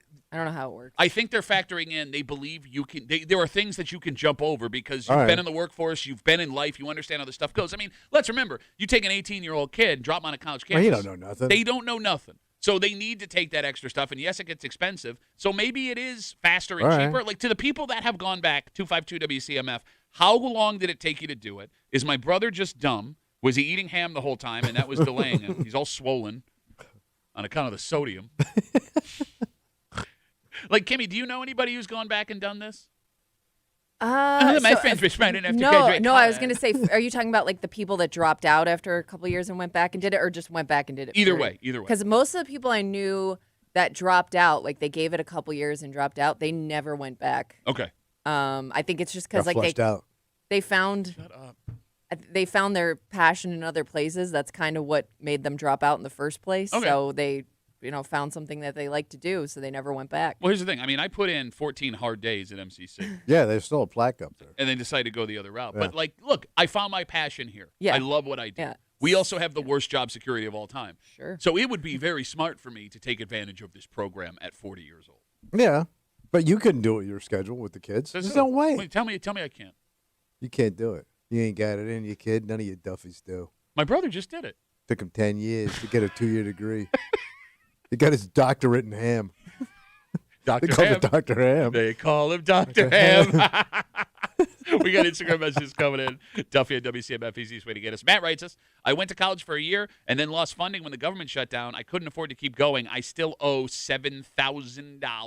Damn, man. You ain't got nothing to show for it. $7,000. That sucks. Well, I mean, you do have the experience. I would argue, I understand college is expensive, and it's more expensive now than it's ever been. And maybe that is changing with these colleges having the Yeah, they're struggle. going to have to bring Yeah. their prices down to get the people back in. But, I would argue, Yeah. yes, you are going for the piece of paper, but the experience you are getting at 18, 19, 20 years old, being on your own, Well, it's probably fun. it's not just the fun. You're around other people your age. And you are now responsible for your own success, Yeah. right? Like when your kid's in high school, they have teachers, they have you on their back. Get Yeah. this work done. This has to get done. Here is a set schedule. When you go off to school, this is why I bombed out. I was left to my own devices. There's no structure. Exactly. You got to find it inside yourself. I do think learning that piece of paper or not is an important skill. I think the toughest, it's when you give it a few years and then decide this isn't for you or you find something else. I think it's much harder on your parents than it is on the person who decides to do something What do you else. mean by that? I just remember, I'm just thinking of one example of a friend who she had gone to school for about 3 years and then decided, totally pivoted and did something else. And her parents, she kind of had a plan. We're trying to be as supportive as possible, but they also were like, are you sure you don't want to finish this out? And, it was really tough for them to be supportive in that moment. Well, I mean, Just knowing how much time you spent doing something that's not going to Yeah. and walk away with nothing in return. And look, I get that and I get the cost, but in the grand scheme of things, Yeah. when you talk about how much time, we were just talking about this with somebody yesterday. If your kid puts 3 years in at 19 years old, they statistically have another 50 years to straighten it out. 3 years. But they won't. I think that's the problem. Okay. They won't. What side are you on here? Because I you're telling is- people not to go back to school, and then, Yeah. well, no, Yeah. get your degree. Get your degree. Don't get a degree. It's stupid. Get your degree. Don't do it. You better do it. That kid, if they find a passion, yes, I get it. You're scared for your kid's future. But they've got 10 years before they're, legitimate, entrenched adults to find a passion. But what if the passion doesn't make sense to you? If you think it's a passion that doesn't make bank, or you're never going to make any money, and you're not going to be able to support yourself, do you get behind your kid that wants to leave college to do something else? For example, stand-up comedy and radio. Right. Yeah. Yeah. You would discourage your child from doing that. We have had this. I've talked about this on the air. I pray to God this does not show up with my children because my wife is Yeah. a big old nerd, right? She's a doctor. She went to medical school. Bro, Driven. where she came from and where she is, it's amazing. Yes, and she values education. Yeah. And look, I value It education. worked. I value education also, right? That being said, I am doing what I've always wanted to do, Yeah. and I took a huge risk, and it worked out. Who am I to look at my kid if one of them says, I want knowing how hard it's going to be. But who am I to say, having Yeah. followed my passion and But I'll tell you the working, difference. If your kids bomb out, you can help them out. yeah. Your parents weren't helping you out. Okay. Your old man, if you bombed out of comedy, he wasn't cutting you a check to help you get back on your feet. And your mother wasn't either because they didn't have the bank. There was no money. We didn't. Okay, have a you roof. had the bank to help your kids. That's okay, but you're a bad example because your other option was going back to doing a regular gig. You Yeah. didn't have a plan B. No, there was. It was burn No. the boats. Yeah, Yeah. you're right. I mean, it's a different situation. Sure. So you're saying that my kids think they have a landing spot, therefore it's They do. Okay. Well, it says who? Says So I got you're they. plans. saying- I got they plans. ha- I got plans for that man cave and your room. Get out. So are you saying he should be supportive if they decide No, to take he's a I mean, risk? it's a different story Okay. because him taking this risk was a huge Yeah, yeah, risk because he had no support net. He Sure. had no family to help him out. No, I hear you. This family was like, Jesus Christ. It's not like we have another story where a guy quit a really good job that was paying him an average American Benefits. salary to go do comedy when he had a millionaire daddy, right? It's Right. not like that. It's not like we don't know how that story plays Right. out, you jackass. We have Instagram messages coming in, Duffy at WCMF. We're talking about going back and getting your degree. Again, the term stop out, those are Gen Xers and millennials that went to college for a couple of years. They decided on their own they were going to pursue something else and eventually go back to school and never did. 20% of working Americans fall into the stop-out category. SUNY schools in New York are now offering free tuition, books, things like The that. crawlback program. But that's only if you go for degrees that are in high demand right now. Private colleges are also offering major tuition breaks to people to go back and get But their you got to degree. qualify for these degrees. You do, yes. Troy writes us on Instagram, Duffy on WCMF. Troy ain't making a cut, bro. No Troy's making a cut. He says, I racked up $94,000 in student loans and never got my degree. Thankfully, the VA paid it all off when I got my disability. But he says, screw a degree. I'm making $10,000 a month without one. And that's great. Oh, I'm well, glad. he hit. All right, That's he's good. awesome. But, if you're working in a job that is a physical job, my biggest fear about doing a job like that is my body going to hold up where I can do that job till I'm 60. I mean, the knees, the back. Oh, if you're doing a physical job, man, the guys I know, by the time they're 60, they're hurting. Okay, so again, what side are you on? I know. What? You're arguing I against know. yourself in Just every don't do other anything. sentence. What? Just don't even try. have you Just called lay the op- down and die, everybody. Have you checked into the open door mission? Sometimes you get cookies. They're looking for people. Nico writes us on Instagram. Yeah. Dropped out of college, worked 15 different jobs. Now I'm in the electrical trade. Glad I went. Taught me a lot about life and relationships. I agree with what Kimmy is saying. I had to make a PowerPoint presentation for my dad to let him know I was going to drop out. Told him I'm trying to do as much as I can and try as much as I can in a time in my life where I can afford to risk it because I am young. But to have that perspective at that age That's is a good. smart kid. Yes. Like, you're right. It would make it a lot easier if the kid lays out what Yeah, my plan is yeah. instead of like, I'm going to But go it's do still hard. fashion. Yeah. Fashion time. I do wonder how much your kid's future plays in the decision. Not so much what you can provide financially for them, but when it comes to what they choose to do. Because statistics also show the odds of a kid getting a college degree increases when their parents have a college degree. Oh, yeah, it makes sense because they push the college, and that's the kind of the direction they talk about in the house. It's possible they push the college. It's also possible that what you see is your normal. You just feel like, oh, that's the path you have to take. Exactly. I always found it funny, like when I was with buddies and around their family, and they always talked, because this was never discussed in my house with any, because only one brother went to college, really.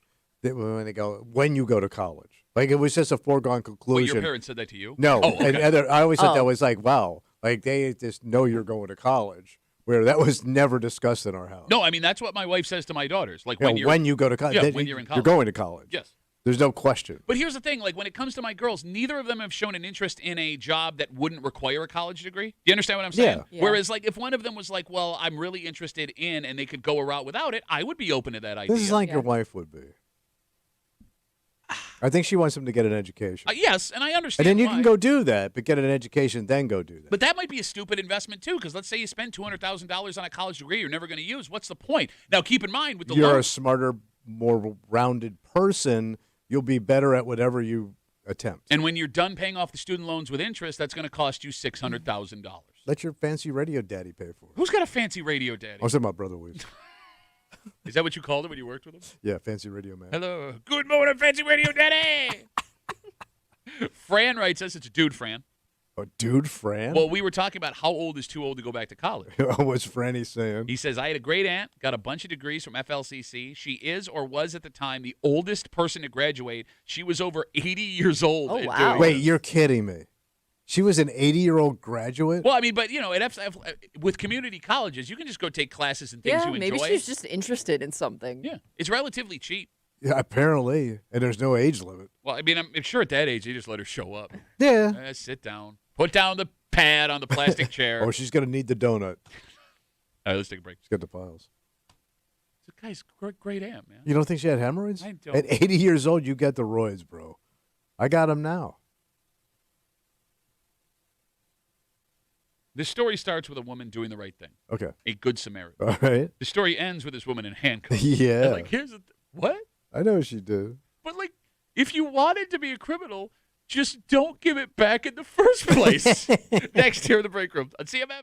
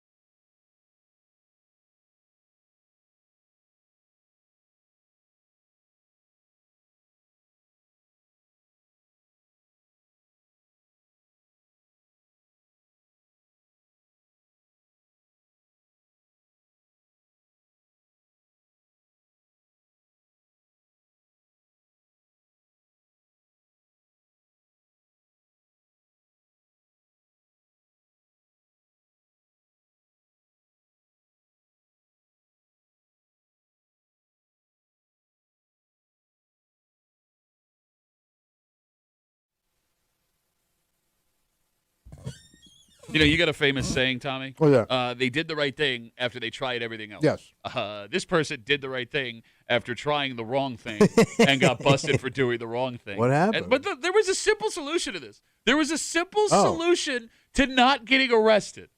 You're hanging out in the break room. Rochester's Classic Rock, 96.5. WCMF. Just after 7:45, our boys in red, white, and blue took to the pitch last night. Yeah, buddy. Looking to continue their run in the World Cup. Oof. We have a Tommy Muley World Cup date. Catch you up on everything that happened last night just after 7:45 here in the break room on CMF. This story comes to us from Wayne County. What happened? More specifically, Lyons, a town that loves you and I very much. Yes. And it starts with a good deed. A man lost his wallet at a gas station. And I think we all know how stressful it can be losing a wallet. Oh, it's the worst. Right? Because, again, like they found it at a gas station. Who knows if he even knows that's where he lost it? And they got to retrace your steps all day long. You got other stuff you got going on. But thank God. Well, thank God, yes. Lucky for him, a 65-year-old woman found his wallet and returned it to him. Right, God, what a gift from heaven. Yes, absolutely. But it turns out it wasn't all good news. The man said although his cards and ID were still in the wallet, the cash that was inside his wallet was gone. So this woman must have found it after someone took all the cash out and threw it back on the ground. Yeah. People will do that. Right? Bastards. Well, not quite. What? The 65-year-old woman who returned the wallet has been arrested for stealing the cash out of the wallet she returned to this man. But how do they know? So I'm going to read you the rest of the story. Mm-hmm. Police say, and I quote, she knowingly withheld cash she removed from the wallet that she found on the ground at the gas station. She's been arrested, charged with petty larceny. She will have a court date for this. You were asking? How do they know that? I'm guessing they've got her on camera. But it's the only way, right? Because other than that, my word against yours. You can make up any. I had $1,000 in it. Either that or she had exactly $87 in her pocket. Damn it! No, I'm with you. You're right. You would have the ability to deny it unless they have it on video that she took the cash. I'm kind of pissed at the dude. You got your wallet back, man. There's a finder's fee. Shut up. Well, it depends on how because much money you know what? was in it. Keep the cash. I'd rather have all my credit cards and all my identification. All that's got to be replaced. No, I get that people that live in Pittsford in a free house can say, yeah, take all the cash you want. Doesn't bother me. Like, some people need every dollar they make. Well, really? Because you left it on the floor. You lost it. You lost it at the gas station? You didn't fall out of an airplane or lose it horseback riding. Bro, the amount of you dropped it on the ground. The amount of things you leave behind at this job, and you're going to sit here and be like, no, I'll keep a track of your things. I think that guy's a prick. Well, to his point. Oh, my God, don't side with this man. To his point, you would have to automatically assume that she took it, right? For you to actually, report it. And she brought the wallet back to the guy? Yes. That's a dick. So, if she, let's say somebody brought your wallet back to you, they said, this is how I found it. I would have to then call the cops on this person. No, not necessarily. Yes. Not necessarily. It's possible. Because remember, petty larceny is anything under $999. Okay. That and below. So this guy could have had $200-300 in his wallet. Yeah. It's possible that he goes, oh, my God, my wallet's missing. Where did you find, or my cash is missing. Where did you find it? Oh, She and says then went to the gas station, went to the video to see who took it out, and there she is going, doo-doo-doo, pulling it out like it's a string in a scarf. Shut up. I love how you're arguing for this woman, completely leaving out in the argument that she stole money out of his wallet. I got it, but you also got your stuff. Like, sometimes you got to cut your losses, man. There would be a relief to getting it Oh, my back. God. Think of the credit cards, your insurance cards, your license, all that stuff is gone. It's going to take you weeks to get all that stuff back. Okay. All the bank stuff you got to do. You got to wait on a credit card. Like, this knocking old timer, man. That's my money. By the way, we don't know how old this guy. This could have been a 20-year-old kid. But this is an old man. He's got a billfold with cash in it. All right, listen. I had a good condom in there too, from '66. 252 WCMF. That was a good year for condoms. 252-9263. I don't disagree with the finder's fee. In fact, I would even agree with you. If you were to say she brought everything back, he didn't give her money out of the wallet, he's a dick. I would side with you there. But the fact that she did not give him the option to do that, because, again, according to police, she stole all of the money out of his wallet that she returned to him. Bro, she could have just walked with the wallet. Yes, and that is my question. And question. also stole his identity. But that's the obvious question. Why return the wallet with no money inside? Yeah. Dumb move on the woman's part, but thank God she did. No, why? She got arrested. But it is but weird, she got at least you got all your stuff back. It's a weird side by side of doing a good deed, but ruining the good deed, and it just doesn't make sense why you would do both of those things. Thank you. But she did. But she's an idiot. If the allegations are true, she's an idiot. Not only is she a criminal, he's a chintzy crank. Chintzy Crank. Chintzy Crank. One of my favorite English musicals. Chintzy Crank. Chintzy Crank. My wallet's gone. 252 WCMF. 252-9263. A 65-year-old woman has been arrested after police say she found a wallet at a gas station that had gone missing. She returned the wallet, went and found him to the man that lost it. When he got it, all of his cash that he had in the wallet was gone. It turns out, according to police, the woman who returned the wallet stole the cash out of the wallet. She has been arrested and charged with petty larceny. Tommy thinks the bad guy in this story is the man who lost his wallet. Absolutely. Okay. If you wanted the cash in the wallet, if you're this woman, you could have picked up the wallet, taken the cash, and put the wallet back down. Or you could have picked up the wallet, taken the cash, and tossed the wallet in the trash. Or keep the wallet and keep on going. Exactly. I don't get the logic behind stealing She's a dumb woman. from. Okay, so then It's when dumb meets chintz. Did she think maybe, okay, like let's say she picked up this wallet at the gas station knowing she may be on camera. Mm-hmm. Do you think she gave the wallet back thinking the guy wasn't going to look into it? Okay, that's possible. Because he would have looked into it had he never got the wallet back. Maybe he would have had to go check to see who picked up the wallet. But if he got it, I could see her logic being, if he gets his wallet back, he's probably going to be so relieved he's not even going to look at that footage. Okay, but I would argue if you just take the wallet and walk, that guy may not know he lost his wallet at the gas station. True. I mean, who No, knows? but I guess the fear would be I get what if you're he's saying. retracing his steps, he might go ask the gas station. I get what you're saying. I guess my argument is my odds of not getting caught are better if I don't do a damn thing than if I tell them I found it at the gas station. Oh, absolutely. Right? Insert yourself back into the story. All right. This is a prime example of age being a blind spot for the trouble that you get in. Because I would assume if the allegations are true, again, this woman was caught on surveillance camera at the gas station, right? That she told him, I found it at the gas station. It had no cash in it. They went back and looked who took it, and there she is taking the money. All right. How do you not know, especially at a gas station, that you are on camera when you pick up that That is wallet? at every angle possible. Right? And the second that you pick up that wallet, take possession of it, you are on the hook for everything inside. Because, again, if she just grabbed it, walked, and never called the guy, he may not know that the wallet was at the gas station. Yeah. She could walk away scot-free. That is true. Do you think this is the first trouble this woman's ever been in? This chick's rough. But she did the right thing Yeah. after doing That's the wrong weird thing. part. She just reminds me of somebody that's she's hard knocks. You know what I mean? All right, so She's had it rough. So I just want to make sure we're on the same page. Yeah. All right. This guy's a dick Yep. for calling the cops when the money was stolen. She's a rundown, busted old person. I wouldn't say it like that. I just call her like a low scuzz. I had a different image in my head if the allegations are true. Like, this is a woman who's never done anything I wrong. was thinking Oh that no, she's done wrong. Maybe not ever She's got some done bad anything ink wrong, too, but bro. Bad ink. I almost think this is a woman who I was in thought- the Night Ranger at the time. That was a perfect band for that impression. No. Sister Christian, know the time Yo, has come. cash. No, this is Motorhead! Sorry, you were saying. this is a woman who thought they'll never suspect me. That's the image I got. Yeah. Right? Like, she was It's every mom No, vict. you're disagreeing with us. No, you idiot. we're saying it's every mom vict, right? Yeah, but she's like a low end scuzzy mom. Bitch. He's such an idiot. He doesn't even I know know. what side he's on anymore. I disagree with you. Yeah, exactly. That's exactly probably what happened there. You dumbass. What a dumbass. But you know, she trash. All right, you're going to tell me right now. Yeah. 252 WCMF 252-9263. You lose your wallet. Yeah. You don't know where it is. Yeah. My wallet's gone. My wallet's gone. The wallet's returned to you. Yeah. You had $300 cash in the wallet. You got the wrong wallet. Just saying, there was $300 cash in the wallet. Right. You got the wrong wallet. Motoring. You know where you lost it. Yeah. You're not going to go back and ask to look at the surveillance photos. $300. If I got my wallet back, I'm happy as hell. $500.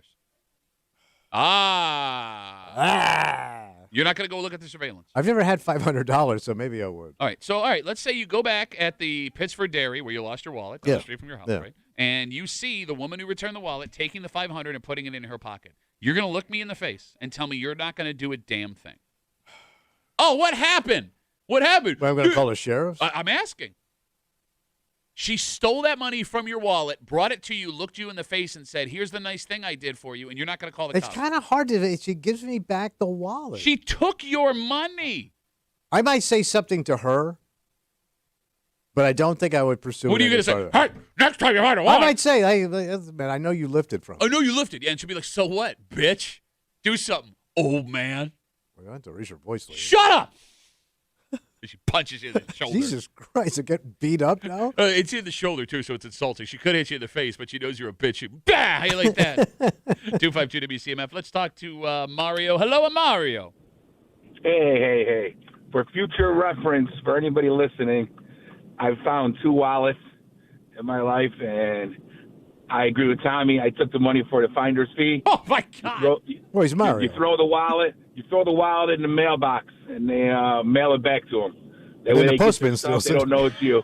All right, Mario, how much cash combined in the 2 wallets? $160, not much. Okay, so you risked. But that's back in the day. You risked. Yeah. You they just drop it in the mailbox, and mails them right back to them. They get all their stuff back. All right, That's a lot of wallets for one person. Yeah, Mario kept, quote, finding wallets. I found it in your back pocket. Mario, you risked arrest and charges for a combined $160. Back in the day. Yeah. That's not a But little it bit. didn't happen. But It didn't happen because I did it the smart way. Okay, the smart way. Okay. Mario, thanks for the call, buddy. Have a good rest of the day. Yeah, sure, I could have been arrested twice, but I got a cool $160. I'm going to a movie and dinner with the $40 I already had. 252 WCMF. Let's talk to Jim. Hey, Jimmy, how are you, buddy? Hey, how's it going? Hey, Jim, what do you got? I got a great money finding story for you. All right. Back in 1985, when I was 19, my buddy asked me to take him to the Ontario County DMV to put his car on the road.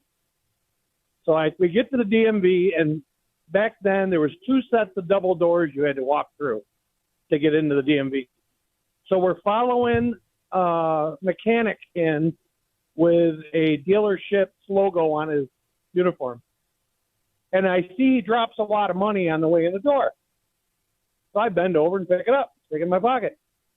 So I'm inside waiting while my buddy's in line, and I see this kid all of a sudden he starts looking around. So I'm like, hey, what are you looking for? Oh, my God, the dealership gave me $350 to put the lady's car on the road, and I dropped it.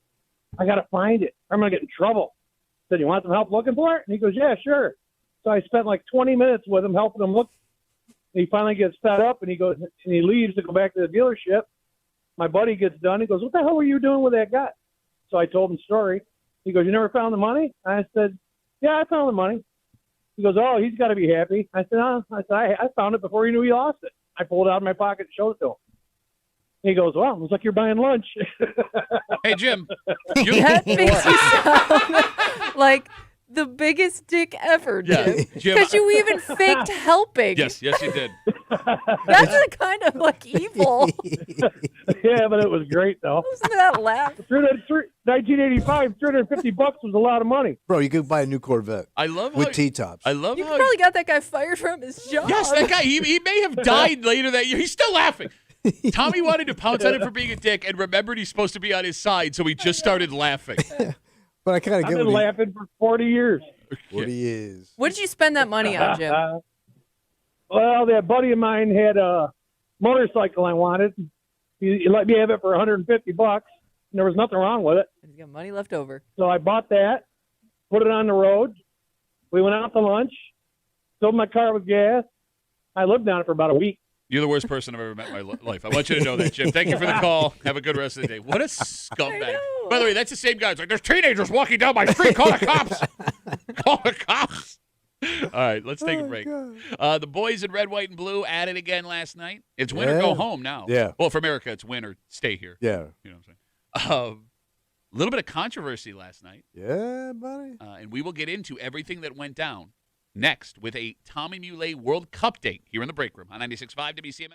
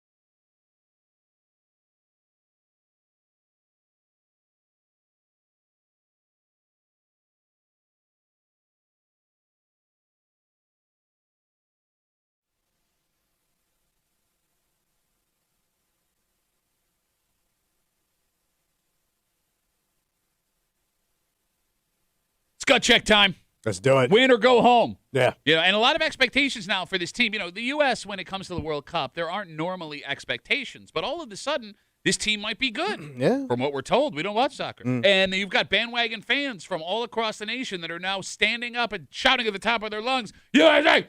USA! So how'd it go? You're hanging out in the break room. Rochester's Classic Rock 96.5 WCMF. We understand that not everybody is a soccer fan, luckily. We have a soccer expert here in the room to recap what went down with our American gentlemen last night. Ladies and gentlemen, enjoy another Tommy Muley World Cup date.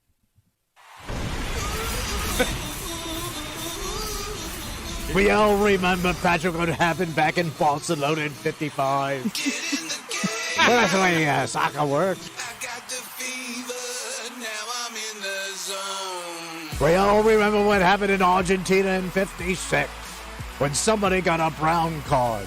They now call that a Royal Pets Mums disclaimer. Oh, we all remember what happened in Mexico in 67 when a striker's little Charlie got 7 and flew into the stands and killed a granny. The Break Room presents your World Cup date with Tommy Muley. It's the stupidest bit we've ever done in the history of this show. But anyway. Patrick! Yes. Last night the Yanks took on Bosnia-Herzegovina. Last night in California, son. He's so bad at this, he accidentally pronounced it the right way. It was an intense match, my lads. Pushing, shoving, a lot of dancing and smacking around. They don't like each other. But the Yanks got on board first right before the half. From Florent Balalarona, their lead striker. His third of the cuppa, making him the team's lead scorer. What are you talking about? However, controversy struck Patrick right around the half-hour mark when the poor lad got a red card and sent him packing for the day. Now, that's a problem for the Yanks because he's going to have to sit out the next match when they head to the round of 16. But the Yanks go up 2-0 and take the decision, and they face off next against the dreaded Belgium. We all know Belgium from World War II and World War I. They really don't put up much of a fight. The Belgium. The Belgium. Matter of fact, the Germans literally came down the same road twice. That match, Monday at 8 o'clock. You out-talked the music bit. Yeah, you did. Under the 2 minutes. California lights. Okay, can I? Possibly. Great job. I had to take my reading glasses off because I can't see you. Hey, there you are. Great What's job. up? Way to go. Yeah, Everybody yeah. would love that. Okay. Yay. So, Valerian Balogun, he scores and gets a red card. Yeah, no. I'm not familiar with soccer, so he can't play in this next game. Nope. Is there a review process? Because I think you can appeal it, but I don't think that it's pretty rare that it actually gets overturned. I don't watch soccer, but I'm following this on social media while the game's on in the background, and everybody seemed to think that it wasn't. He didn't do it on It was purpose. accidental. It wasn't intentional. Okay, so he's their leading scorer, and he can't play against Belgium. Not a good start. Unless Trump pulls a move, gets him back in. Oh, I didn't know the president could do that. Of course he can. All right, I'm sorry. Good. All right, so we play Belgium on Monday at 8 p.m. in Seattle, I believe. All right, on the count of 3. No, it was. Oh, I see what you're saying. Okay. All right, on the count of 3. Yeah. I want all of us to say at the same time the thing we know Belgium the most for. You ready? 1, 2, 3. Chocolate. Waffles. Okay. 2 waffles and a chocolate. Okay. Are we sure Belgium came up with the Belgian waffle? Belgian waffle. Where else would it come from? No, somebody could have just called it that. No, Made it somewhere else. It's a Belgian waffle. It's a waffle from Belgium. I don't think it is.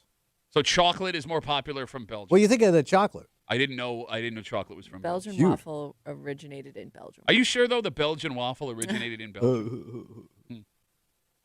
Is Belgian chocolate good? It was the best. How do you know? I don't know. Have you been to Belgium? I have not. Have you had Belgian chocolate?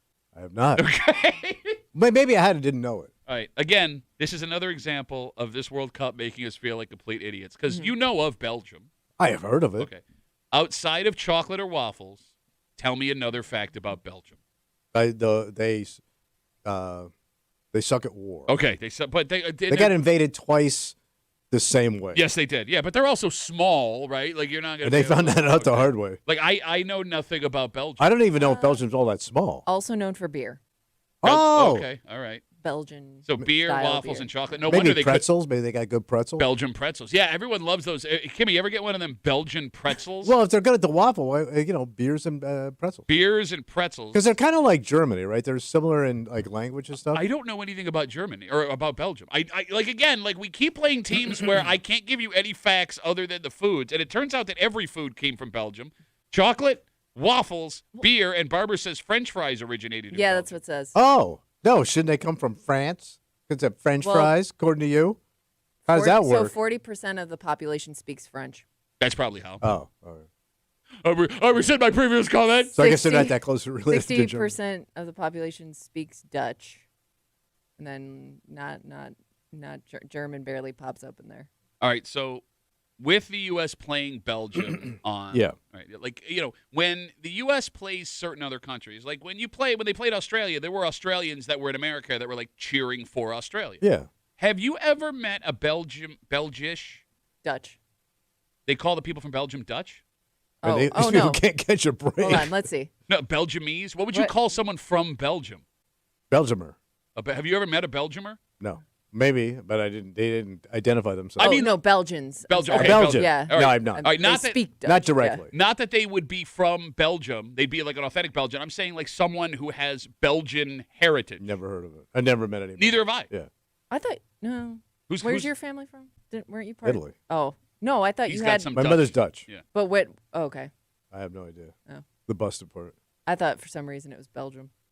Once again, when they take the field on Monday, Yeah. I don't even know what they're going to look like physically. There's going to be a bunch of European-looking guys. Yeah, they played in the game before the U.S. You didn't catch any of that? Who are you asking? Yeah, I couldn't It was get a good enough- game. I Well, couldn't you get wonder enough what a of- Belgium looks like? Yeah, what's a Belgian?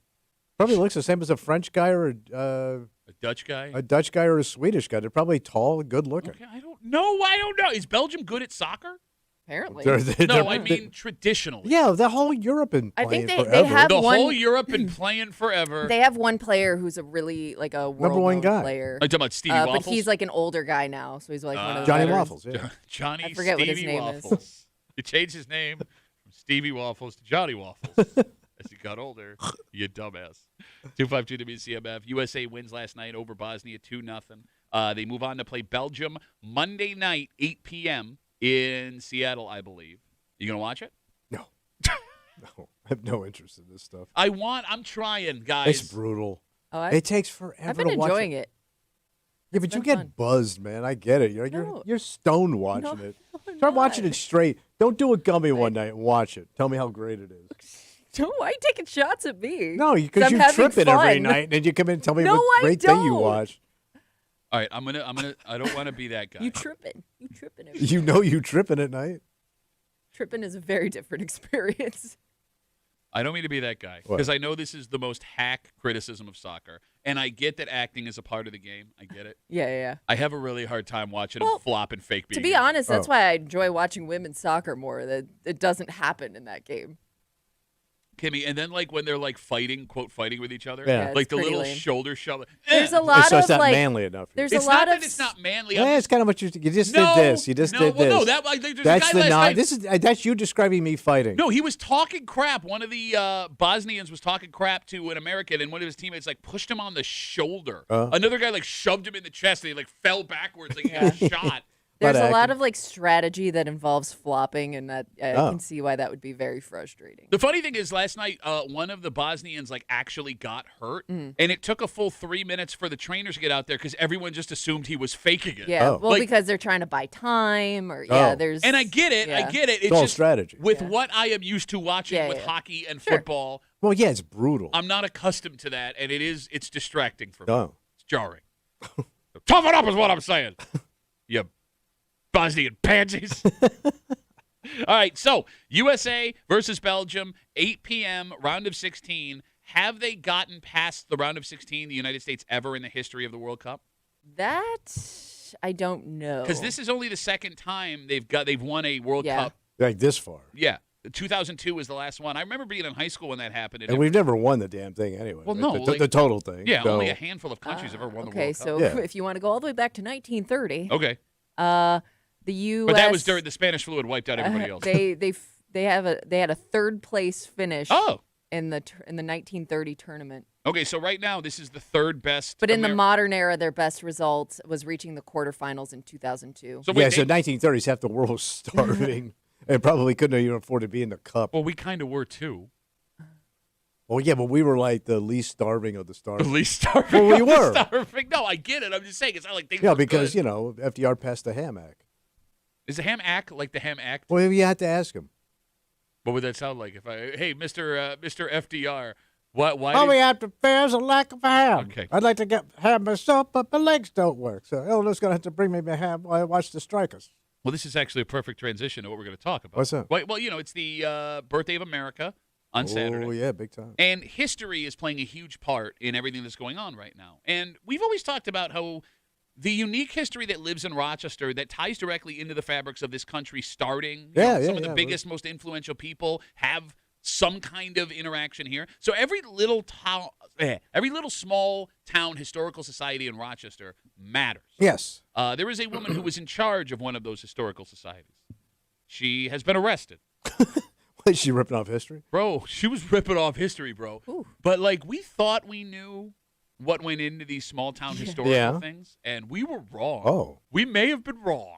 All right. And we'll tell you all about it next here in the break room. I'll see you, man.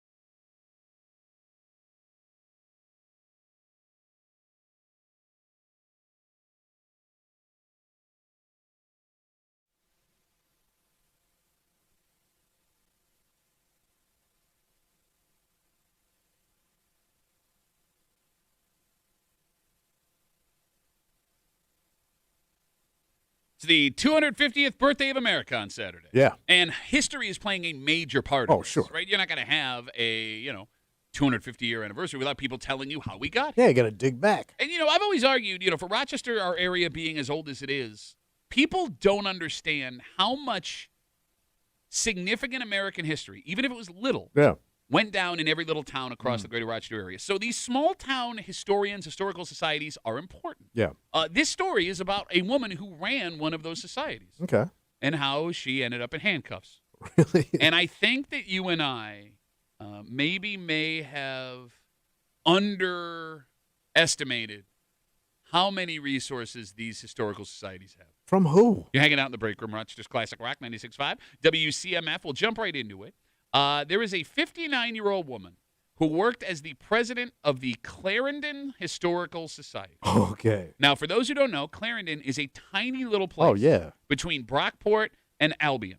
And while she worked at that job, she decided she was going to take a little bit of money for herself. How much money could that little place make?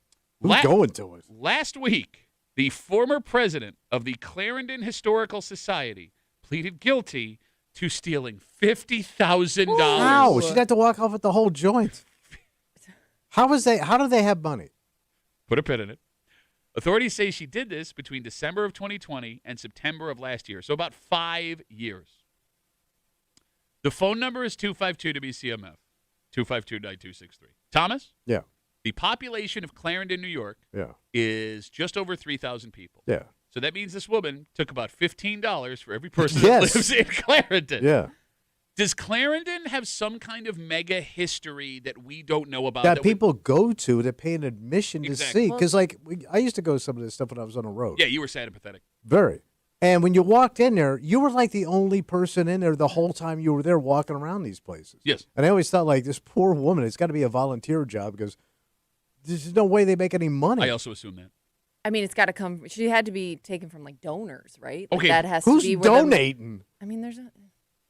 The redcoats? There have to be people that, What people regular from donors. history still care about that little Clarendon? And what significant pivotal moment did they have in the history of this country? All right, so every once in a while, there are those little towns that have significant Yeah, they had a history. battle or something. Not just that. Seneca Falls, for example, small place, but Well, it's the home of women's suffrage. that So one I get. I would assume that they have a big budget. Same with Waterloo. They make the claim that they are the birthplace of Memorial Day. So maybe there's more money that gets donated there or is needed there to fully Fund these little places Yes, and that have- nobody goes to. But did anything 252-WCMF happen in Clarendon where they would have had $50,000 to spend over five? That's $10,000 a year on a historical yes. society, I And guess. that's what she snagged.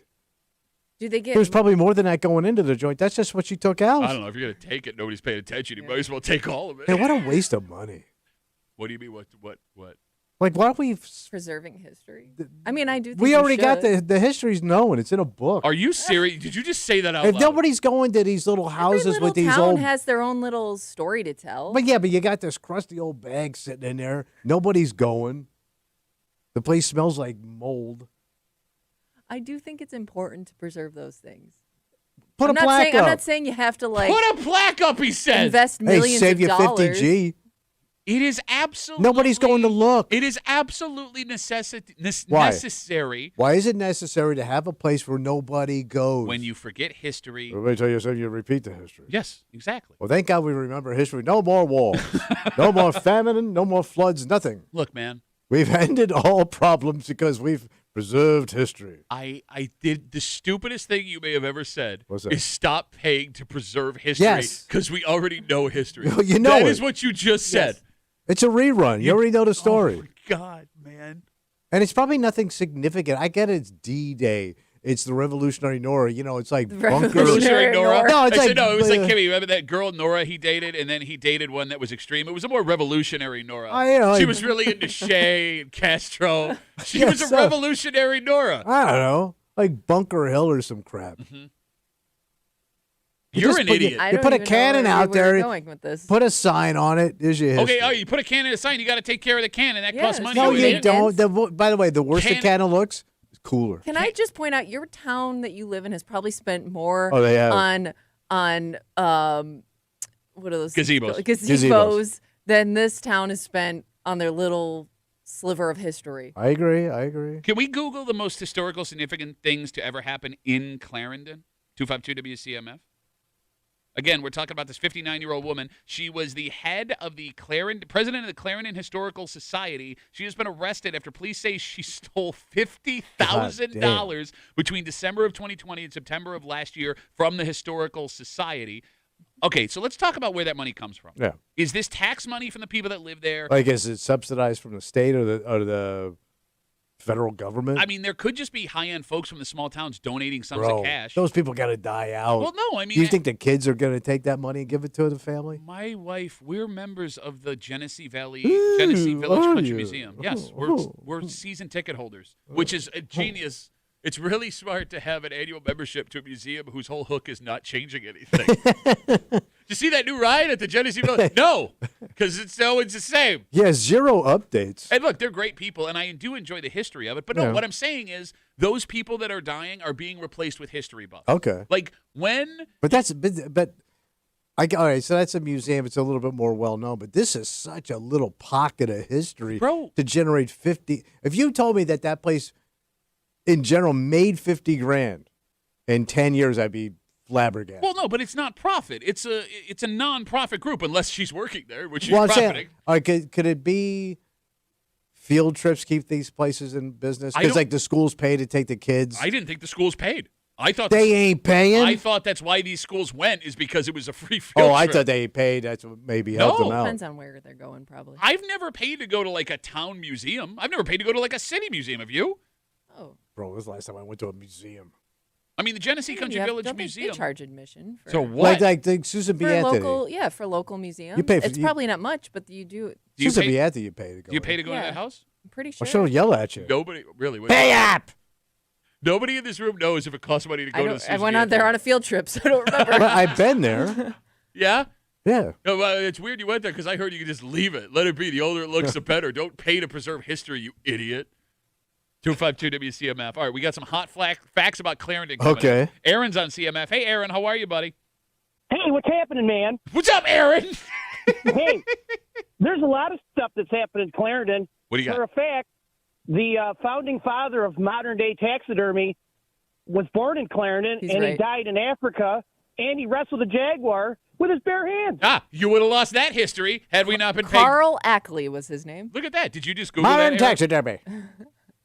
Aaron, did you just Google that, or did you know that off the top of your head? No, I work in that. I'm working right now in the cemetery. Oh, no kidding.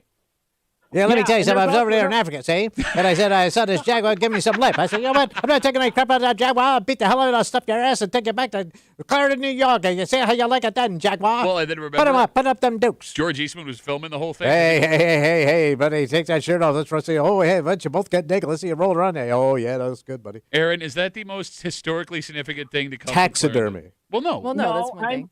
standing in front of a headstone right now. This guy fought, and he was the only guy to die at the Battle of Gettysburg. From Clarendon, you mean? Because a lot of people died. Yep. Okay. Yep, and there's another guy who died at the Battle of Fredericksburg. He's buried on the field.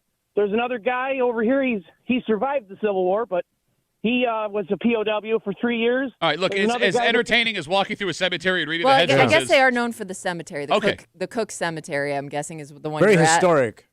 Gotcha. It's All right. known for its Revolutionary War heritage. Okay, that's huge, Yeah. man. Big time, bro. No, it We're is. talking like the birth of this country. It's literally what we're celebrating on Saturday, like you some of idiot. these guys hung out with Washington. Aaron, thanks for the call, buddy. Have a good rest of the day. Hey, Washington, sit down. I can't see a goddamn thing. Okay, so it was the Clarendon Historical Society Museum. This is what, yes. So Yo, don't get it's- him confused with So the it other ones. features an original 19th century schoolhouse and wow. an agricultural barn. This is where we used to beat the children when they didn't do the homeworks, eh? Or we turn a goddamn jaguar loose on their ass. You know what's funny? What's up? When it comes to running a town historical society or being a town historian, Yeah. you would have to pick the most trustworthy person in that town, not just for the money, but because everyone is just going to take you at your word, whatever you say. Yeah, they look like they know what they're it'd talking be, about. It'd be fun to just start making stuff. No, that's up. why you can't be the town historian, But right? you could jazz it up a little bit. No, but like we already have so much insane history around here Oh, that sure. there is nothing you can make up that would be out of the question. Like the man who hit the first ever home run in professional baseball was born here in Rochester. Do you know that? He hit the first home run. First professional home run. Ross Barnes in 1876 was born in Rochester. There was a man named Rattlesnake Pete who owned That a one bar. I would have totally thought somebody made up. Yep, and that guy, amongst other things, owned a bar that contained New York's first ever electric chair. The first gold tooth was made by a Rochester dentist. Did you know that? No, I did not. That's what I'm saying. All of these facts are true, Well, but if I invention. made them up, you would not have known. So How did they know that was the first home run? The first professional home professional run. Yes, home, all first right. professional home run was So he was in Major League Baseball. whatever it was Whatever at the time. All right. the league was. And I don't know, it didn't happen in It's Rochester. going. We should come up with a name for that thing. Oh, my God, a jaguar got a hold of it. Jesus Christ, somebody wrestled that thing out of its head. That's the first one. It's like George Eastman was videotaping Hey, the baseball where you game. going with that ball there, buddy? All right, come on, just take your shirt off. Wrestle that thing, baby. I would think a guy of your age would care more about preserving history. I do. No, you don't. don't. Not like busted ass small history. Every history. Every history is a point. No, it is. The small history builds to the big history. And you Put that on a shirt. It's true. and History stands on the shoulders of smaller history. Yes. Which doesn't make any sense because it would collapse. No, you idiot. Like he just Aaron, who just brought up. The first gold tooth got that at a Major League ballpark. Are you okay? Yes. Give it your. Well, I was going to say, as a guy who you visited all these places did. while you were on the road, And he makes fun as a of me for comic, it. but those were the places you went and learned about random facts that you I got to did. drop later in life for no reason And at then all. you get, you get lit up for it. No, but like it's like an itch you have to I know. scratch. Like it's like nobody has. I can't wait to use this in 40 years. Third Conjun was in Toledo, Ohio. Like nobody cares. Going back to the story that started this conversation, again, a 59-year-old woman who was the president of the Clarendon Historical Society, a tiny little town between Brockport and Albion, was arrested after police say she stole $50,000 over 5 years from the Historical Society. It turns out this woman had her hands in everything in these small towns. Not only was she the president of the Clarendon Historical Society, she was also the town historian. She was the code inspector for the town. She was also the code enforcer for the towns of Byron and Murray. Oh. And amongst all that, she still found time to steal $50,000. Busy lady.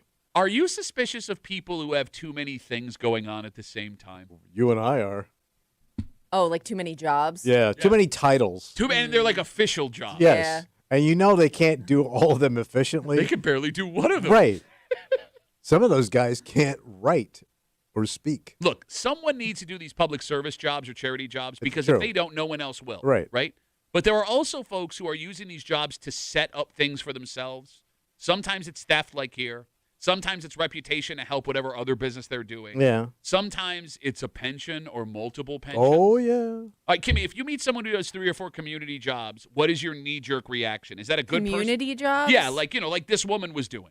I just think that there's somebody that is kind of a nosy person. Like they like being involved in everything going on around them. Not that It's kind of a way to have a little bit of power where you live. So it's right? not town pride. If they're like a volunteer firefighter, they volunteer at the cemetery, they're the historian, and they're on the Okay, town board. volunteer I guess is a little different though than like having different jobs that you're getting paid for. They want to be important, but they can't find one actual important job. So they have these like busted titles, and they try to act like they big time. What? They're trying to act big money. You are such a dick. You are such a dick because you won't do any of these jobs. No. So, that's why one person has to have 6 titles because a dick's like you. I'm going to live here, but I ain't going to do anything to help it. Bro, half these jobs don't even count. All of these jobs count. They don't. I mean, somebody's got to do it. If somebody didn't run the historical society, you wouldn't even know that that's a thing. Okay. By the way, she put this thing on the map. What, the Clarendon? Yes, Yes. she did. We just didn't know learned a anything lot about it. Well, guess what? If you want to go, too bad. They don't have any money. So, We're closed. all right, let's take a break. All right. This is the opposite of what you'd expect this story to be. Oh. Because if I told you there was a story involving a police officer and a stalker, there was a police officer and someone arrested for stalking, you would think you'd know where that story Yeah. goes. But you're wrong. And Kimmy, there is a reason this happened. Oh, okay. We have to figure out Yeah, what it yeah. was. Oh. and Confused. We'll get to it next here in the break room. Let's see that.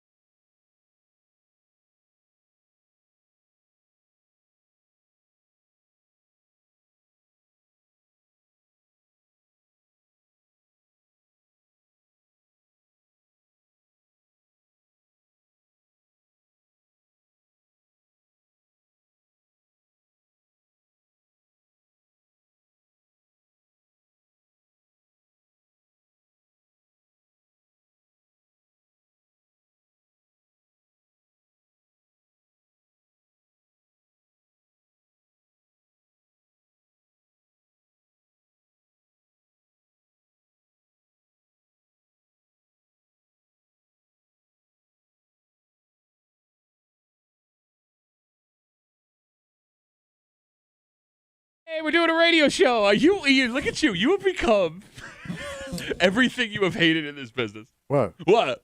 What's wrong? What you got going on over there? I got a mouthful of zucchini.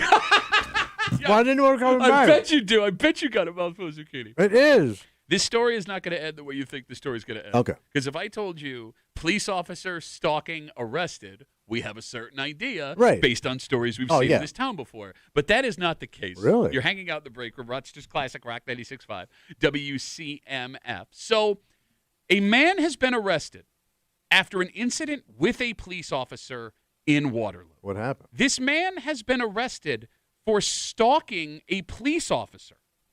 Oh. And when you hear the term Why? stalking, Right. well, look, we got to try and figure this out. Yeah. When you hear the term stalking, you think of someone lurking in secret with nefarious intentions, right? Like harassing them online, showing up at their home at night, but they don't know they're really there. Right. Police say there was a point where the 29-year-old man was leaving obscene handwritten notes on the personal vehicles of police department members. That happened according to police. All right. But that's not why he ended up arrested. What happened? Authorities say this man followed a police officer in his car for nearly half an hour while flashing his high beams and yelling obscenities at the police At the officer. cop. Yes. He's flashing his lights at him You got it. instead of vice versa. He was not Again, even trying to hide it. No, he was. I mean, look, you can't hide and flash your high beams, right? So, and yell obscenities at the same time. Pull over. Police say they gave this man multiple opportunities to stop what he was doing. So they gave him like a warning. I guess. Like, chill out. Yeah, He before gave him, like the cut it out. I'm surprised warning. they did that. before they arrested him. So the Waterloo Police Department says the police officer tried to avoid the man flashing his high beams and yelling obscenities by driving down side streets and into parking lots. But the 29-year-old man continued to circle the officers and yell obscenities at him. Other law enforcement agencies had to get involved in the arrest, at which point police say the 29-year-old man started yelling obscenities at him. Okay. The man was arrested around 11:30 p.m. Along with stalking, he is facing charges of obstructing governmental administration. Anyone want to take a shot at what this is about? Yeah, because it's a reverse police chase. You're 100% right. You nailed it. Because, like, here's the thing. This could just be a crazy guy. Unless he's been arrested and he felt like he was mistreated. But if he's never been locked up by the cops. But here's the thing. Even if you've been arrested, you know another easy way to get arrested What's that? is to follow the cops flashing your Yeah. high That beams is a and good one. obscenities, Yeah. right? You're going right back, buddy. All right, so this could just be a crazy guy. It in could that just be a stance. nut, unhinged guy. All right, like if he felt he was wronged by the cops in some way. Well, you have a story there at least. Well, but they didn't interview the guy. No, yeah, we don't know. But but the cops just don't seem to have an answer either. Unless there is a reason that the cops aren't mentioning. I'm just thinking, like, to be that committed to doing what you're doing, it has to be something personal. Has to be something personal. All right, so if we're talking personal, this incident happened in Waterloo, but the man arrested is from Geneva, and there have been a bunch of issues with police officers in Geneva the last 12 months. Yeah, but he wasn't involved in any of that. I mean, look, we don't know. We just have an arrest. And it is All right. strange that, according to police, this went on for 30 minutes where they were trying to avoid this guy who was flashing his high beams and screaming obscenities at him. See, the screaming obscenity sounds like a nut. Yeah, I know a guy who screams obscenities all the time, and he's absolutely a nut. Yeah, right. So you know, you've seen it. You've seen the face of it. Here is my question. What's that? And the phone number is 252-WCMF, 252-9263. With the 250th birthday of America on Saturday, let's talk about the most American thing possible. What's that? At what point did this guy break the law? And I guess the better question is, where does freedom of speech end and an illegal action begin? Are you legally allowed to follow someone and yell obscenities at them? No, because aren't you like a nuisance at that point? There's a nuisance law. You're doing that thing where you just make up laws that you think should exist? No, but- there's a nuisance No, law. look, I don't. What? Explain the nuisance law to me. Like when you nuisance somebody. What's nuisance mean? Like I come up to you and I start being a complete nuisance. Oh, so you could be arrested from 6 to 10 every weekday in the break room on CMF. Possibly. Okay. Like you're being a jerk. At what point does freedom of speech end and illegality begin? When you go from freedom to jerk. No, you're allowed to be a jerk. It's not against the law to be a Not jerk. in public. If it was, they'd have given you the chair a long time ago. Oh, the jerk chair? Look, you are legally allowed to curse at police officers, if I'm not mistaken. Oh, you are? Yeah, I think so. There's been several cases where like folks have been arrested for like giving the finger or using obscene language, and the court sided in their case. I mean, Kimmy, can we get a Google on if you're allowed to curse at police officers? Now, I don't know where it becomes threatening, something like that. Yeah. Look, I agree with you. it feels like following a cop and screaming obscenities at them is breaking the law. Yeah. But I don't know if it is breaking the law because what law have you broken? Oh, you're interrupting a cop's duty. Like he's trying to work and you're bothering him. But what was this guy doing to work? He's Well, driving I around. mean, he's being You're not stopping him from driving around. You're being a distraction from the police officer. How- So you'd be interrupting police activity. I will once again. Oh, he was arrested for and the government administration thing, but that may have been when he was getting arrested. Oh. Legally, yes. Swearing at a police officer is generally protected under the First Amendment as free speech, meaning it is not a crime to simply curse or yell at an officer. But make sure the cop's in on that. Well, first. they would have to be in on it because they enforce the law. You Yeah, but can- make sure of that before you try cursing out a cop. Look, I'm yeah, not so encouraging. just to clarify, Hey, you what can are still be what are you arrested cop and charged. doing over there?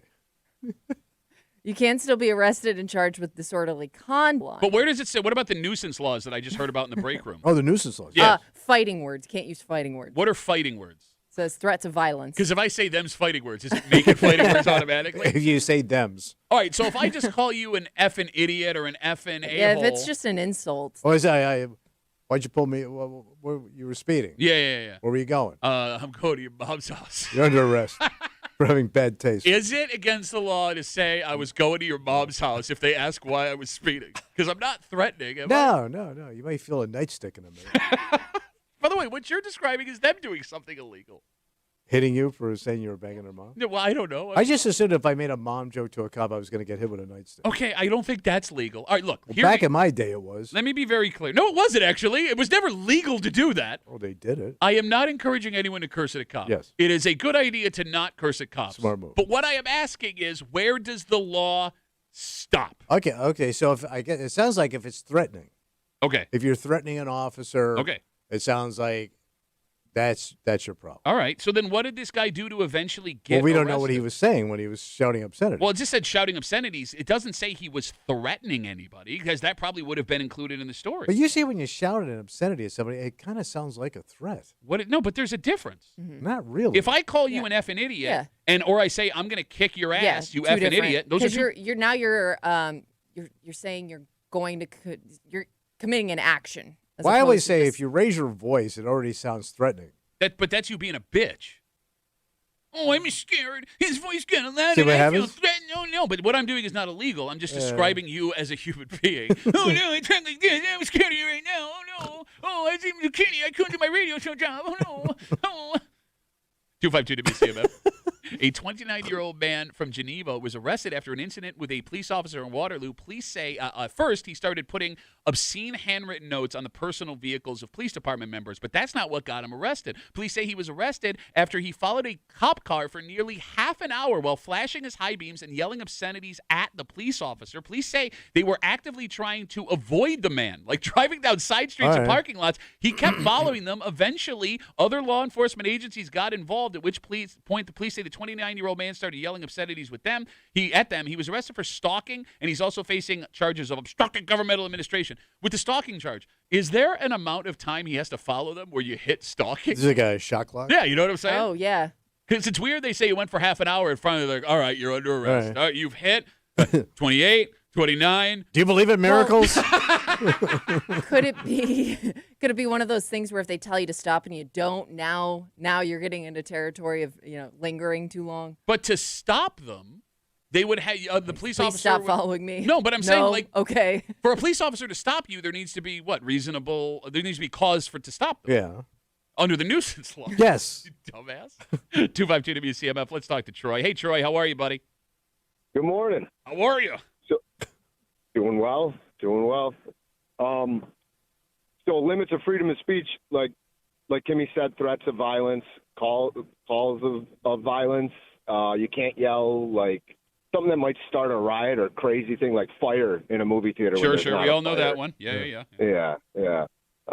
That's about it. You can't, threaten people, assault people, and threaten them with things. So you But think maybe this swear guy at was a behind the cop. cop going, hey, there's a fire in the movie theater, you effing idiot.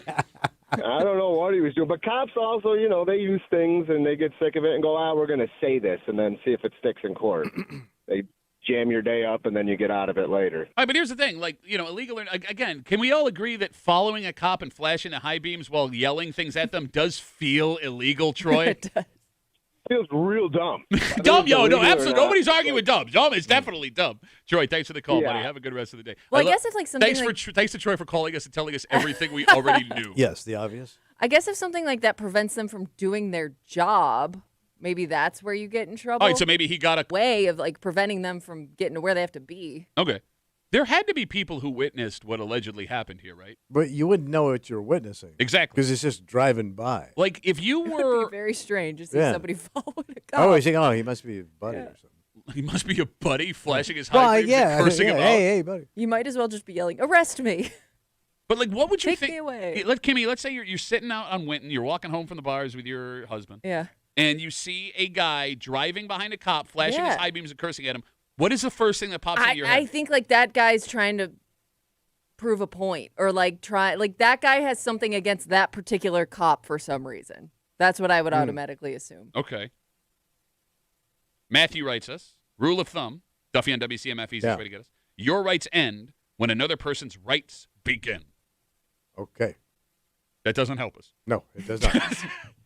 Stories like this Yeah. kind of illustrate why illegal things happening in a police department make things so complicated for so long. And what I mean by that, we talked about off the bat, this guy's from Geneva. Yeah. And you had all of those things happening There in was some Geneva. stuff going down. And like right off the bat, there was nothing in this story that suggests that the police department in this story did anything wrong, out of line, whatever. But if this guy says he has a reason to do what he allegedly did eventually, right? That incident that happened in Geneva, right?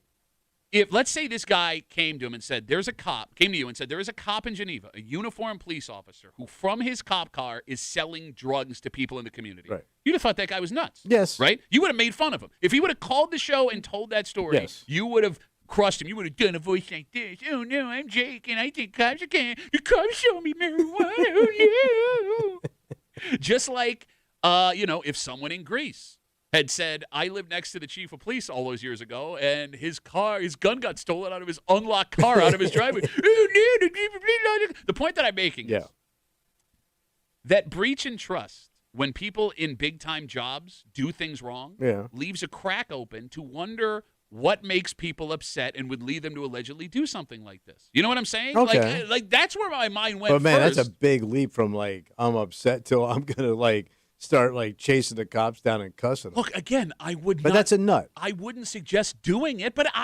That's an unhinged dude. I kind of want to hear this guy's side of the story because I don't think you do. Oh, you don't want to do No, it. because I think he's going to go down some kind of weird hole, man. Maybe. Or maybe we find something out. And again, I am not suggesting anything wrong happened here because it feels weird. The whole story is strange. But with other stories we've seen in the past where we're like, no, and all of a sudden we're like, that explains some things. Yeah.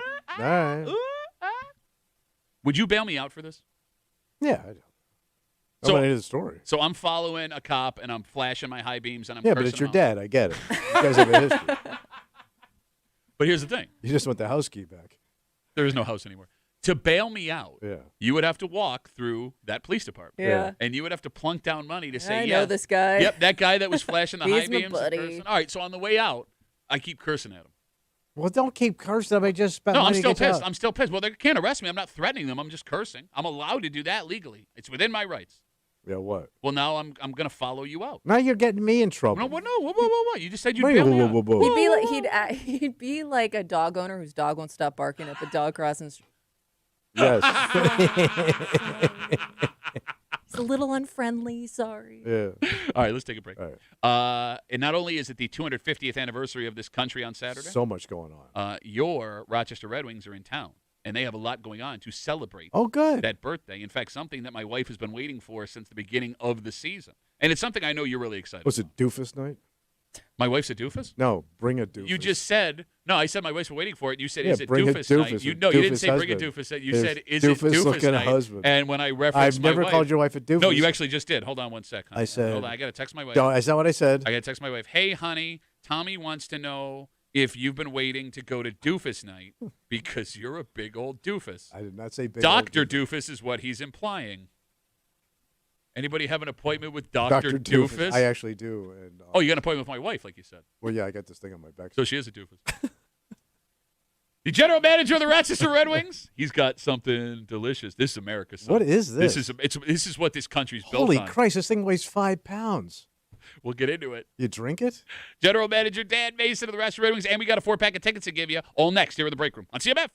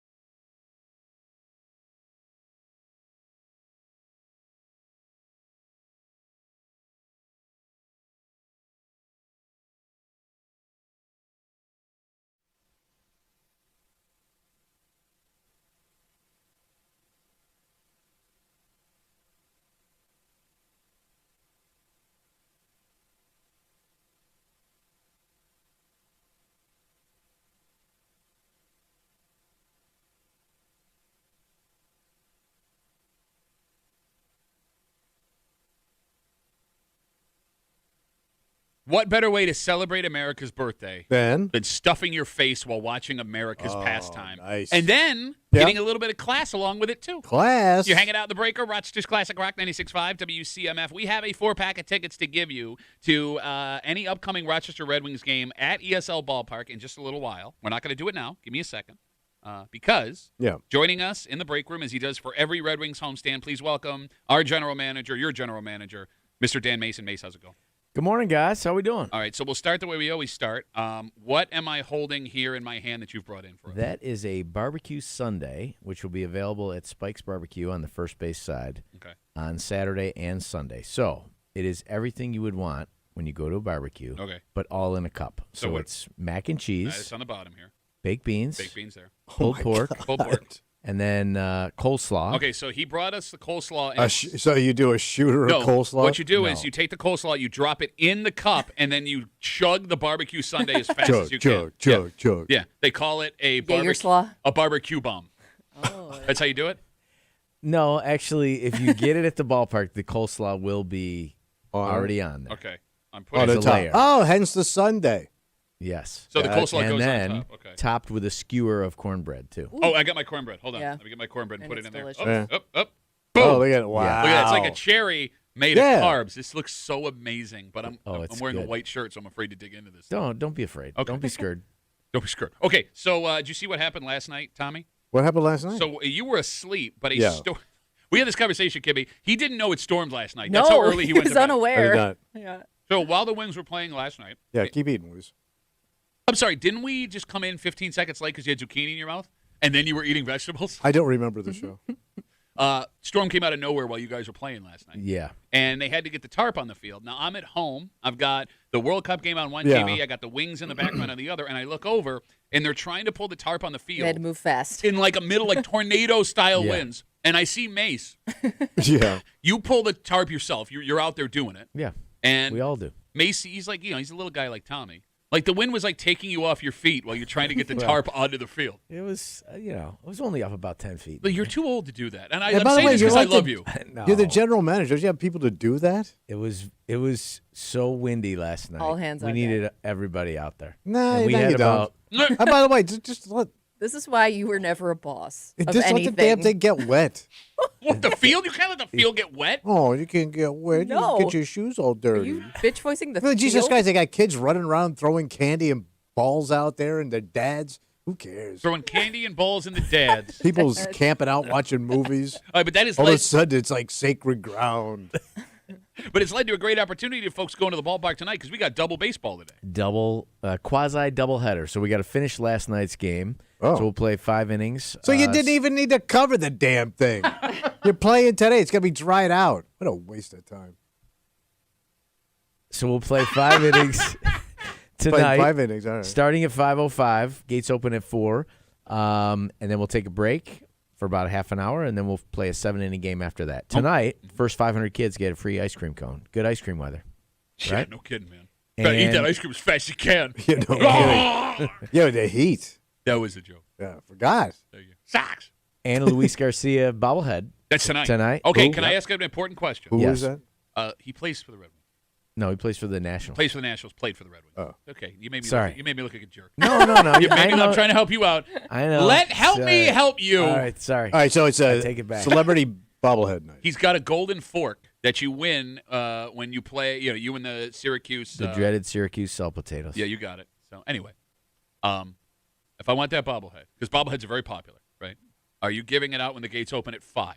The gates open at 4. 4. So that's when the bobblehead happens. Correct. So I'm getting a bobblehead and an ice cream. Well, first 1,000 people get a bobblehead. Yes. So if you want that bobblehead, you should have started lining up 45 minutes. Oh, wow. Yeah. Do people get that crazy for these things? Bro, Yes. bobbleheads are a big deal. Yes, they do. Like there's something coming up here. Even where guys I never heard of? there is something coming up where I'm already clearing my schedule.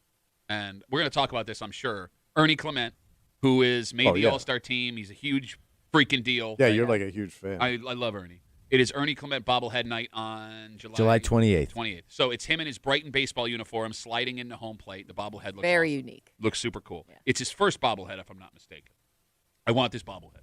Sure.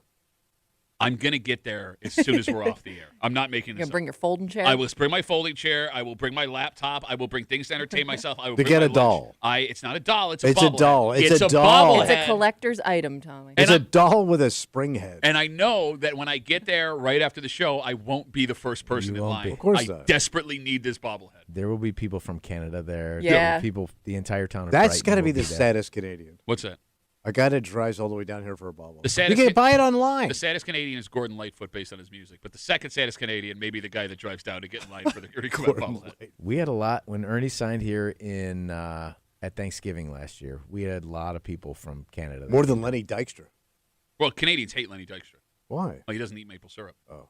Yeah, it's in his book. So, Mace, tonight, Luis Garcia bobblehead night. Tonight, Luis Garcia bobblehead and first 500 kids Oh, get a free ice kids. cream cone. Kids. Friday. You're not going to check my ID.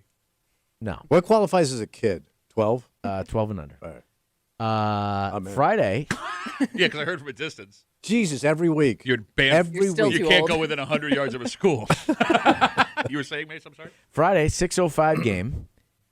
And then after the I game, got to the mac and cheese. Oh. the RPO post-game concert. our Ooh, annual little RPO concert. right? Fancy, man. And then fireworks after that. Yeah. The one weekend you could bail on fireworks, give yourself a break.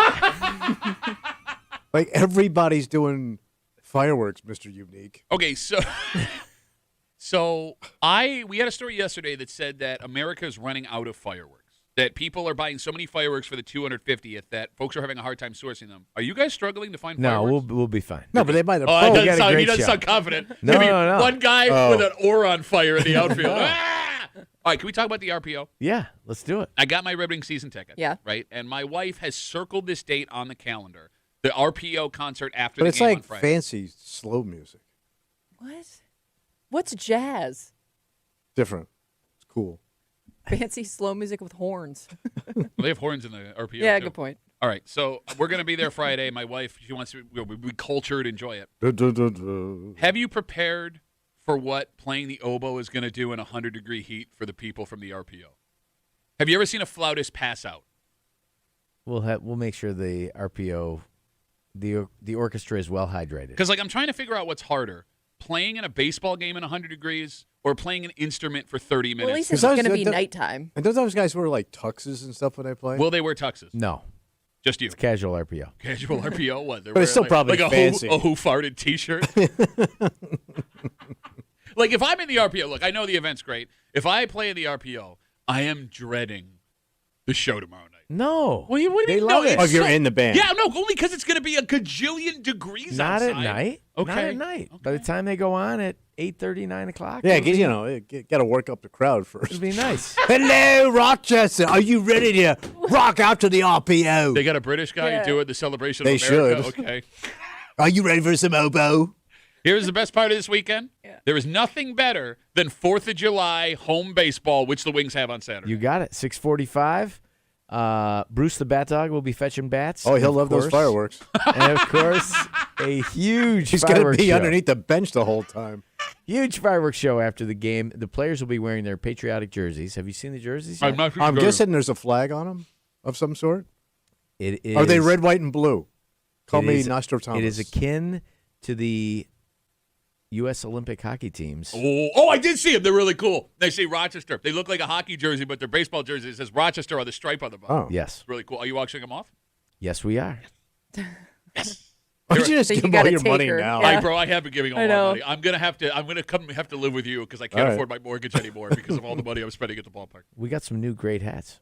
Shut up. Our Dead Wings line of merchandise. You're gonna want. Thank want God this. I'm not a deadhead. They look cool, but I can't wear it. I don't want to be that guy. What do you mean that guy? Well, if I wear a deadhead He feels hat, like a poser. Yes, and people would be like, "Oh, which show did you go to?" Yeah, I just they're did- going to want to talk about it. My husband's going to have a million questions for you. And not only don't want to look like a poser, nobody wants to talk to a Go deadhead. score one for her husband. He's No, a he big has deadhead. one already. He gets Oh. he gets a new one every year, right? I don't know if he's had. I don't think he. I honestly have lost track. Okay. I don't know. This one is super cool. No, I saw them. They look Super great. cool. They look great. I mean, Yeah. because you're a big deadhead, Yeah. even though you dress like a total nerd. Nerdiest deadhead of all time. Yeah. But his favorite song from the What's Dead. that? Well, he tucks his shirt into his pants. Tuck in my shirt in. Tuck in. It's a deadhead sin. So then Sunday. And then Sunday, Wait, more? Bruce the Bat Dog bobblehead day.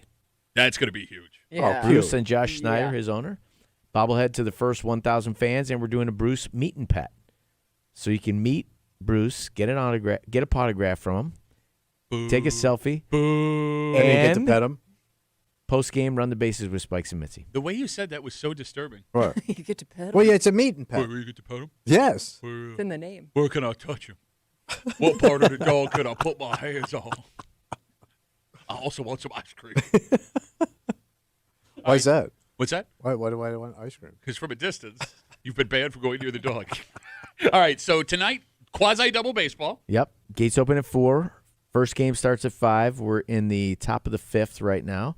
And Luis Garcia bobblehead night. And first 500 kids get a free ice cream cone. Oh my How's God, your this- barbecue this Sunday? is so good. I finally got to the mac and cheese, and I'm getting all you're of it. mucking a cup. Muck in a cup. I don't care. Call it. You can call it the most fun I thing tried ever. it. It's very good. Is this available all weekend? Saturday and Sunday at Spike's Barbecue on the first base side. I'm telling you, man. You want to celebrate America? Eat all of our best foods at once. Get some pork. It's great, right? Yeah, Go it's good. succulent. It's one of my favorite things that we sell. Oh my gosh, so good. And then Friday, Let's keep RPO, 6:05, RPO with fireworks after the RPO. Playing all And the hits then- from the 16 and 1700s. Saturday, 6:45, 4th of July, Bruce fetching bats and fireworks after the game. Mm-hmm. Huge fireworks show. And then Sunday, game time 105, Bruce and Josh bobblehead, Bruce the Bat Dog bobblehead. And kids can run the bases with Spikes and Mitzi. You okay over there? Yeah, I'm all right. All right. You know he hates coming in here. Man. He has to hate this.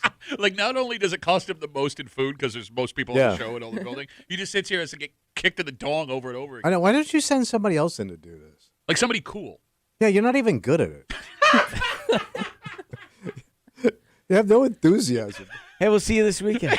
No, I'm staying home. If you want to be there, I'm this going to drive by, flash my lights, and just shout obscenities. found out it's not illegal. If you want to be there this weekend or any weekend this season, call us right now, 252-WCMF. We got a 4-pack of tickets to go see your Rochester Red Wings over at ESL Ballpark, 252-WCMF, 252-9263. You choke that food down there, bro? Good for any game except the Ernie bobblehead game, because I say so, because I don't want that many people there, because I want to get that bobblehead. Eighth caller, 252-WCMF. Good luck from your friends here in the break room. Mace, always a pleasure. Thank you, guys. Good times, man. We'll see you this weekend. As we talk about sports, you know, those guys on the field Yeah. have worked their entire lives, sacrificed to Oh, yeah. get to that level, right on the doorstep of Major League Baseball. Right. A lot of them got college scholarships to play baseball. Okay. And that's where we have this conversation, start this conversation, because I'm sure that all of their parents believed they were going to make it. Yeah. And it turns out a lot of kids' parents that play sports believe they're going to make Think it. they're going to go Division One? An alarming amount of parents believe their kids have what it takes to do this. Oh. And we'll get into it next here in the break room on CMF.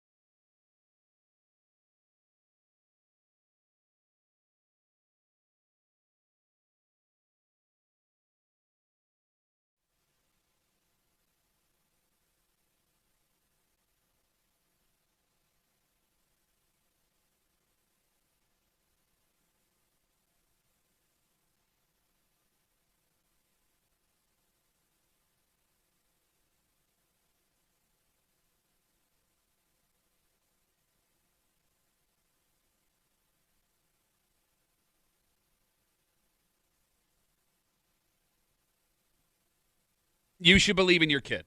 Oh, sure. It is important that your child understands that you think they can do anything. All right. You should also be realistic about what your kid can do. Well, yeah, capabilities. Yeah, and that seems to be an issue in one specific realm, because when you find out the amount of parents that believe their kids could do this, Yeah. you're hanging out in the break room. Rochester's Classic Rock, 96.5. WCMF, just after 9:30, we've talked about how strange it is that fast food restaurants don't have this on the menu regularly. Yeah. There is one restaurant that is changing it, and I would argue this is probably the last one that should have tried to do this. Oh. And we'll tell you what it is. Also, you can go to WCMF.com right now, enter for your chance to win a 4-pack of tickets to the Sterling Renaissance Festival, valid for one-day admission during the 2026 season. This all ages family friendly. Now you got my head. I was Enjoy the wenches and the brew. This all ages family friendly festival. You enjoy lamb? They don't sell lamb. They sell turkey. We're out of lamb. Try the turkey leg. They offer a 360 experience with amazing sight sounds, authentic foods, and shows. Ooh. Why are you doing? Now the we're doing haunted house. Because you sound like when you do your voice. I'm just reading it normal. Oh, it's very boring. Being a jerk. Saturdays and Sundays only, July 4th through August 16th. Skip the lines and order tickets online at sterlingfestival.com. You ready for this? What's that? 83% of parents 83? believe their children have the ability to play sports in college. So they never look at their children. Because you know what your kid looks like. He ain't got it. All right. She ain't got it. I'm going to say this again so we all fully understand what is happening. Right. 83% of parents believe their children have the ability to play sports in college. That number is insane for real reasons you're going to understand in a second. But even more nuts, 50% of parents, 50% are confident that their kid will get some kind of athletic scholarship. Man, that's like hope beyond hope. Okay. So they'd have to be technically D1 to do that, right? I don't know. To really get any money back, Yeah, right? get any money, period. Yeah. I think NAIA offers some money, maybe. Okay. That's a whole but look, you say hope upon hope. No, this is not hope. This is confidence. 50% of parents are confident that their kid will get some kind of athletic So scholarship. they've never been introduced to a Division I athlete. Yeah, I mean, that's always the impression I get. Look at those people. If you ever met one. Yeah. Like going to Bill's camp, even the guys trying to make the team, right? Well, that's the 1% of college Okay, but athletes. still, look at the size of those dudes. Yeah. But there are different sports. Yeah, I mean, not every sport. You don't have to be a giant to play every sport. Look at Brian Giunta, the hands on that kid, the massive. Oh, no. Well, no, they called him Baby Hands Giante when he was in the league. Oh, little baby hands. And they did it in French when he was in Montreal. Les baby hands. Good goal. Oh, they took it back because that's too small. It's a weird how he did English at the end. Yeah. All Well, right. you know, they many generations of people. So we just told you, Yeah. 83% of parents believe their kids have the ability to play sports in college. 50% are confident they will get some kind of athletic scholarship. The actual numbers, how it breaks out, 7% of high school athletes will compete at any NCAA level. That's just getting in at any level. That is playing any kind of sport. That's like the Fashion Institute. Division 1, 2, or 3. Only, So I'm not done. Oh, I'm sorry. Only 2% of all high school athletes will ever receive a dime of scholarship money. Any money at all. 50%. 50% are confident their kids could do it. Only 2% actually will. So it's a C here of a C here. Your kid gets in. Yes, and by the way, when we say scholarship money, that's not a full ride. That is any amount of money, end of sentence. It's like you're setting yourself up and your kid for such a disappointment. Yes. And the question I have is this. The phone number is 252-WCMF, 252-9263. How and when did parents become so delusional about what their kids' athletic future looks like? 252-WCMF, 252-9263. How did this happen? It has to be like you've just got so involved with your kid in sports. Because like my parents' generation did not get involved in my brothers playing football. Sure. Or whatever they did. Yeah. Didn't care. Didn't matter. And then we flipped that switch, right? So now you're so invested. And it's got to be like you're all in because your kid's all in. And you blinded yourself to the truth. Okay, but It's funny, though, because you know your level of athleticism. Mm-hmm. You know, like you know your partner's level of athleticism. Yeah, you've had her at date night. And it always blows my mind when you see parents that have probably never played a sport in their life, like go all in on this. No, I agree with you. And I'm not saying like it can't happen, But you would think like that would be in the back of your mind. Like, we weren't athletic people, so what are the odds our kid makes it? Well, no, but then again, there are people that aren't athletic that have kids. Look, I get. No, like I said, I'm saying it's not impossible. I just like to believe that so hard. Yeah. Knowing your own genetics. You know, to go back to something you said, Tommy, that, your parents didn't involve themselves, and now parents do involve themselves, and that's why we feel this way. I would have thought it had gone the opposite way, because if your dad wasn't watching your brothers, and your brother was like, I'm really good at football, maybe he could be tricked into thinking your brother could play college sports. The fact that we are watching our kids on a regular basis all the time would have made me think, you have eyes, you see them competing against other kids. Yeah, he ain't cutting it. Exactly. So, like, how the hell do we sit there, watch our kids, and still think at this clip, 83% of us, that there is going to be a college career in our kids' future? Because it has to also be, because knowing you, because I didn't know this existed to the extent, what a cult almost these programs are. Oh, yeah. Where you're buying into it, and you're buying in, and they're selling you the next level. And they're saying, hey, man, we can get you in, and we can push you into this. And maybe that sales job just influenced you to the point where you think your kid's got something that he ain't got. All right, but counterpoint to that, like, my daughter is very involved in hockey, my oldest, right? Like, the more she gets involved, the more I see what a Division I athlete looks like. That's what I wonder, like, at what point does that start wearing off? Apparently it doesn't. But at some point, though, it's just not going to happen, right? I mean, when your kid's a senior in high school... You go play JUCO, or you go play an extra year in a prep you're right. school. I guess you could still push it. But I also wonder, too, if, like, no matter what the activity is, if your kid wants to be a singer or an actor or whatever, like, high level of that profession your kid aspires to be, like, does every parent believe that to some extent? Like, my kid's going to make it. Like, my kid could totally be on TV, or my kid could, if I just get him the right agent, they'll be a singer. I don't know. Like, maybe that delusion kind of happens in every aspect of, or every category of kid club participation. It's a good question. 252 WCMF, again, 83% of parents right now believe their kids have the ability to play in college sports. 50% are confident they will get some kind of scholarship money. The actual numbers, 7% of high school athletes will compete at any NCAA level. 7. Only 2% of them will receive any kind of scholarship money. And again, 2% is not a full ride. 2% is some amount of money. You're just getting a little taste. All right, you want to start with Emily or Chris? Oh, let's go with Emily. 252 WCMF. Hello, Emily. You're in the break room. Hello. How are you guys? Good. What do you got for us? Good. Okay. Well, I was not necessarily a delusional parent. My son, from the age of 4, decided that he was going to play professional soccer.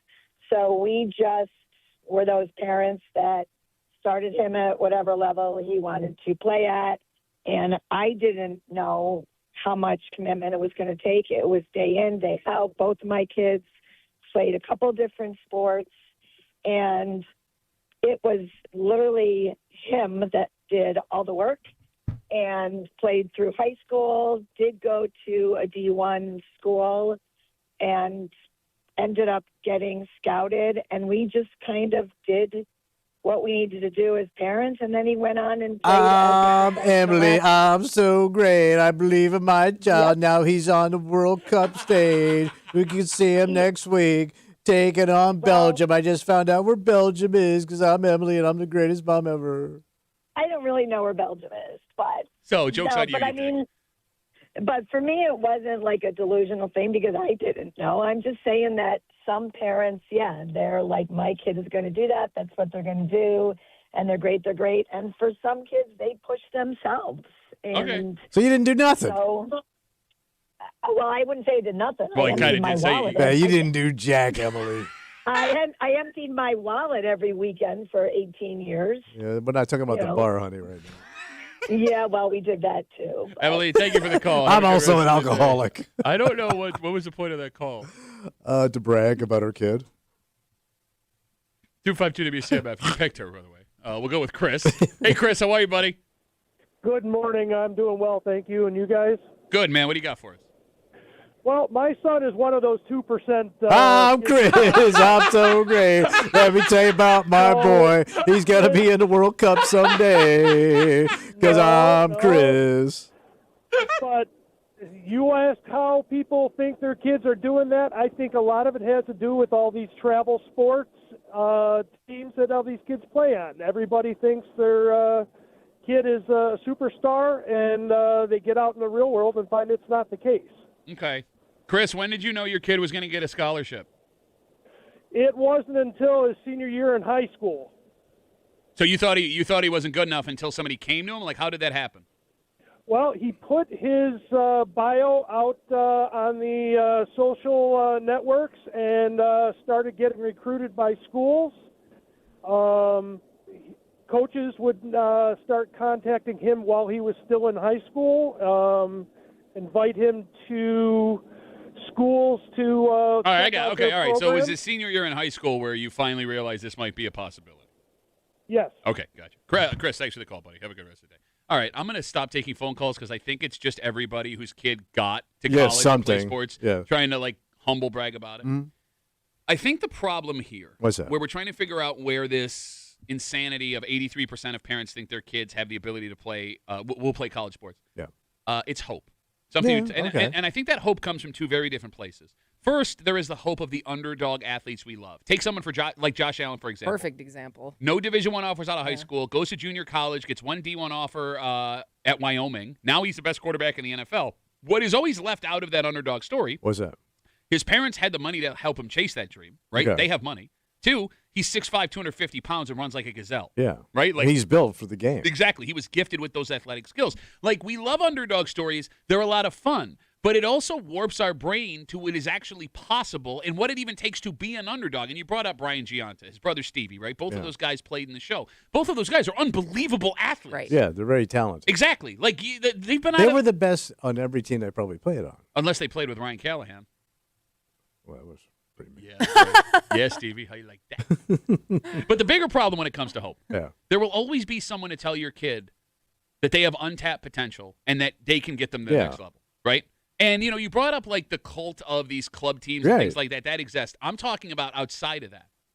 There is someone who usually wants money from you, and they run a special camp, right, where I'm an individual coach that can show you what your kid is capable of. I have direct lines to college coaches, and if you pay me X amount of money, I can help them on their recruiting journey. So you're getting played. Exactly, right? For coin. I am confident right now, living in this machine with my daughters, that 83% of parents believe their kids can play college sports because of people that want to make money on your kids. Yeah, because they're getting jived. Exactly. That's it.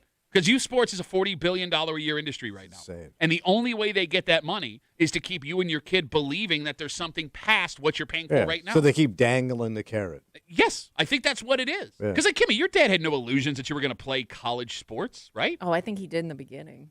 I think he thought. I think my dad thought whatever kid he produced was going to be a professional athlete. But you were a tall kid, so that would kind of make sense a little bit but because you had the height. Gangs. It was like watching a baby giraffe try to take a dump. He also took me on a run once. He also took me on a run once to try to get me in the shape. I made it like 5 houses down. He stopped, looked at me, and goes, "Are you serious?" But your brother did get a college scholarship to play sports. Well, he went to community college for a year and then went Division I. Okay. So it's not even like he took like that immediate route to play, like, because he didn't know, I guess, coming out of high school that he would get there. Because your brother played Division I lacrosse, and he got a scholarship for that. I don't know. He walked on? Yeah. Okay. Anyway, I don't think he did. How much worse is it for Kimmy? Like, she actually has the genetics in her family where she could have played a D1 sport, and she's so lazy. It's true. Didn't even come close. Not even close. We got Instagram messages coming in. Duffy on WCMF, easiest way to get us. Jacob writes us, "My mom always told me you're never going to be president. She's never been one to believe in grandiose careers." Is that better than that? Well, you don't have to say that. Hey, let's pick the highest office in the land and rub your face in it. You suck. Yeah. And by the way, you could be president. You're like, I think you could do it. Trust me, you could do it. I want this, this, and this, and that. You were saying, Kimmy? Yeah, I think every parent kind of has a little bit, in a good way, of like thinking a little bit of delusion in the fact that they think that their kid can really achieve anything. And I think that that's a good thing To to a think about point. your kid. It's a good thing as long as it doesn't involve a $40,000 Yeah, And you're Right, running your right, legs right, off for yeah. no point. Yeah. Well, I mean, like my daughter's going to play hockey, my daughter is trying to play college hockey. Yeah. Okay. That is a hope for her. All right. Right. She will do that. She would be playing hockey whether or not there was college waiting for her. Do you understand what I'm She saying? enjoys Oh, playing she the just game. enjoys playing. Exactly. Yeah. It's not a try. I'm gonna. You starting I to sound like Cosby in an interview. I'm here to tell you where the college is out. Yeah. But even still, you can't, as a parent, for sure say one way or the other whether it's going to happen. Why would you say that after what I just had to do? You're right. I can't for sure. You one way or cannot another. confirm or deny. I cannot. Nope. No. Because she's still young. Yeah. Well, she's turning 16. Okay. Runway's kind I'm of just running saying. out there. Why would you say that? Dude, shut up. Is that going to be the You speech you shut give up. at the I party? didn't say anything about a Yeah, the runway. runway's coming up pretty short there, kid. Is this because I said that you? Or gangly. What did I say that was wrong? I was trying to help you. I don't know I why. was trying to help Hey, you. gangly girl. Hey, By check out this saying- check out this grenade I had. Pulls pins and tosses it at Saying me. you can't say one way or the I other. can't say that. She's still right young. now. She still has a lot of A lot hockey of, to play. lot of hockey to play. 2 years. I got 2 Yes. years left. And really, after, You're making it worse. shut up, Kimmy. 252 WCMF again. 83% of parents believe their kids can play college sports. 50% believe they will get some kind of money, or excuse me, a college scholarship. In reality, only 7% of high school athletes compete at the NCAA level of any kind. Only 2% receive any kind of money for college, and that's not full scholarship. That's just any money. Yeah. Does your kid even want to play sports in college? What I mean by that, when you think college sports, you think your kid running out of the tunnel at Notre Dame, his football helmet shining in the sun on NBC at 3 o'clock on a Saturday. Do the whole backstory about his family. Exactly. before the game. But that is 1% of 1% of college athletes. Kimmy, your husband played college baseball at Cortland? Yep. Was he a star He was good. at college? I don't know if I'd say. I don't know. I Okay. honestly don't know. How She do didn't I go know- to the games. How I do wasn't- I know more about your husband's college Why baseball would I have career? gone to the games? Because you like him? We weren't dating. We weren't Dating? dating. I'm not driving to Cortland till you put a ring on it. You You better lock would've this been- gangly girl up, son. Why would I have gone to the games? Okay. Why would I even think of that? The point I'm making is your husband did not have an Person I'm opportunity. not seeing.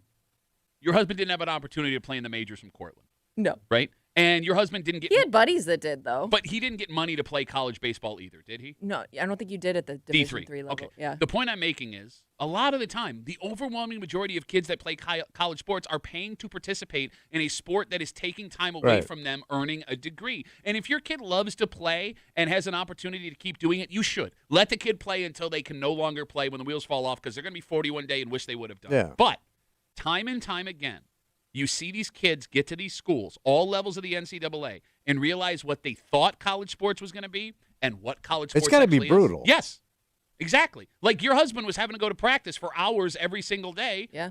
to play baseball and pay to do it, Sure. right? And then when he got all done, he went back home and married I- a gangly girl. I give kids so much credit who play college sports knowing that this isn't their career.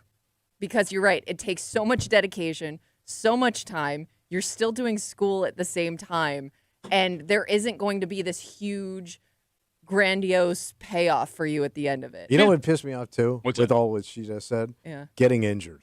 Yeah, and that too. I mean, Like if you get a serious your injury point, on people top of that, do. that's gonna nag you for years. yeah. Man, I'm really pissed. No, my husband's had concussions. That was the honeymoon. I mean, Trying to kids get are, out of the room. your kid doesn't even have to. Boom. Well, you want the worst part? What? He thought he was married Nikki Rudd. That's how bad it got. What? Where did that come from? I was trying to think of another woman in media. That was not. That got an really indictment. weird. What? was- I don't know. That was a Why- good call. Why Thank you. did, Good why call. did that person come to your head? I'm all of a just sudden? Well, trying it to makes it think. all makes No, sense. I'm trying to think of another person. I am weirded out. I'm not. Um, That was a good joke. Thank you. Thank you. Thank you. Thank you. God bless. Good night. Your kid doesn't even have to play the division. the college level sport to get those injuries too. I mean, you could be pushing your kid at the high school level and they could Blow walk out your away with knee. an injury that lasts for the rest of their life. Because you're thinking of Nicky Rudd. Okay, now you're going to keep doing it, and you're going to make You it did No, I'm this. not. You're going to make You it weird. did this. No, because now no. it's going to get back to her, Yep. and she's not going to hear it, and she's going to hear it a different way, and she's going to think we're a bunch of weirdos. Because you are. No, I just was looking. She's one of our best broadcasters. I don't know anybody else who's left in the news. Okay. Anywho, how do we snap these parents out of it? You don't. Well, I mean, there is a way. I mean, once you're locked in with your kid, man, you're all in. Yeah, you're probably right. I mean, it would be funny to pay somebody, like, here's it, $50. Tell me if my kid can make it and play college sports, and they're brutally honest with you. Do you think parents would pay for that? No. Kid, I don't even know if they'd buy into it. You think they would think they're wrong? Right. Or they go, well, he doesn't know what he's talking about. I'm going to talk to somebody else. That's exactly what I just said. No, but they'll find the guy that'll tell them what they want to hear. And that's what's happening now. Which is what the system is. Yeah. No, you're right. All right, well, good luck, everybody. Yeah. Your kid has a 7% chance of playing sports in college. Yeah. Your kid has a 2% chance of getting any kind of money to play sports. 100%, he's going to end up in your basement. Let's take a break.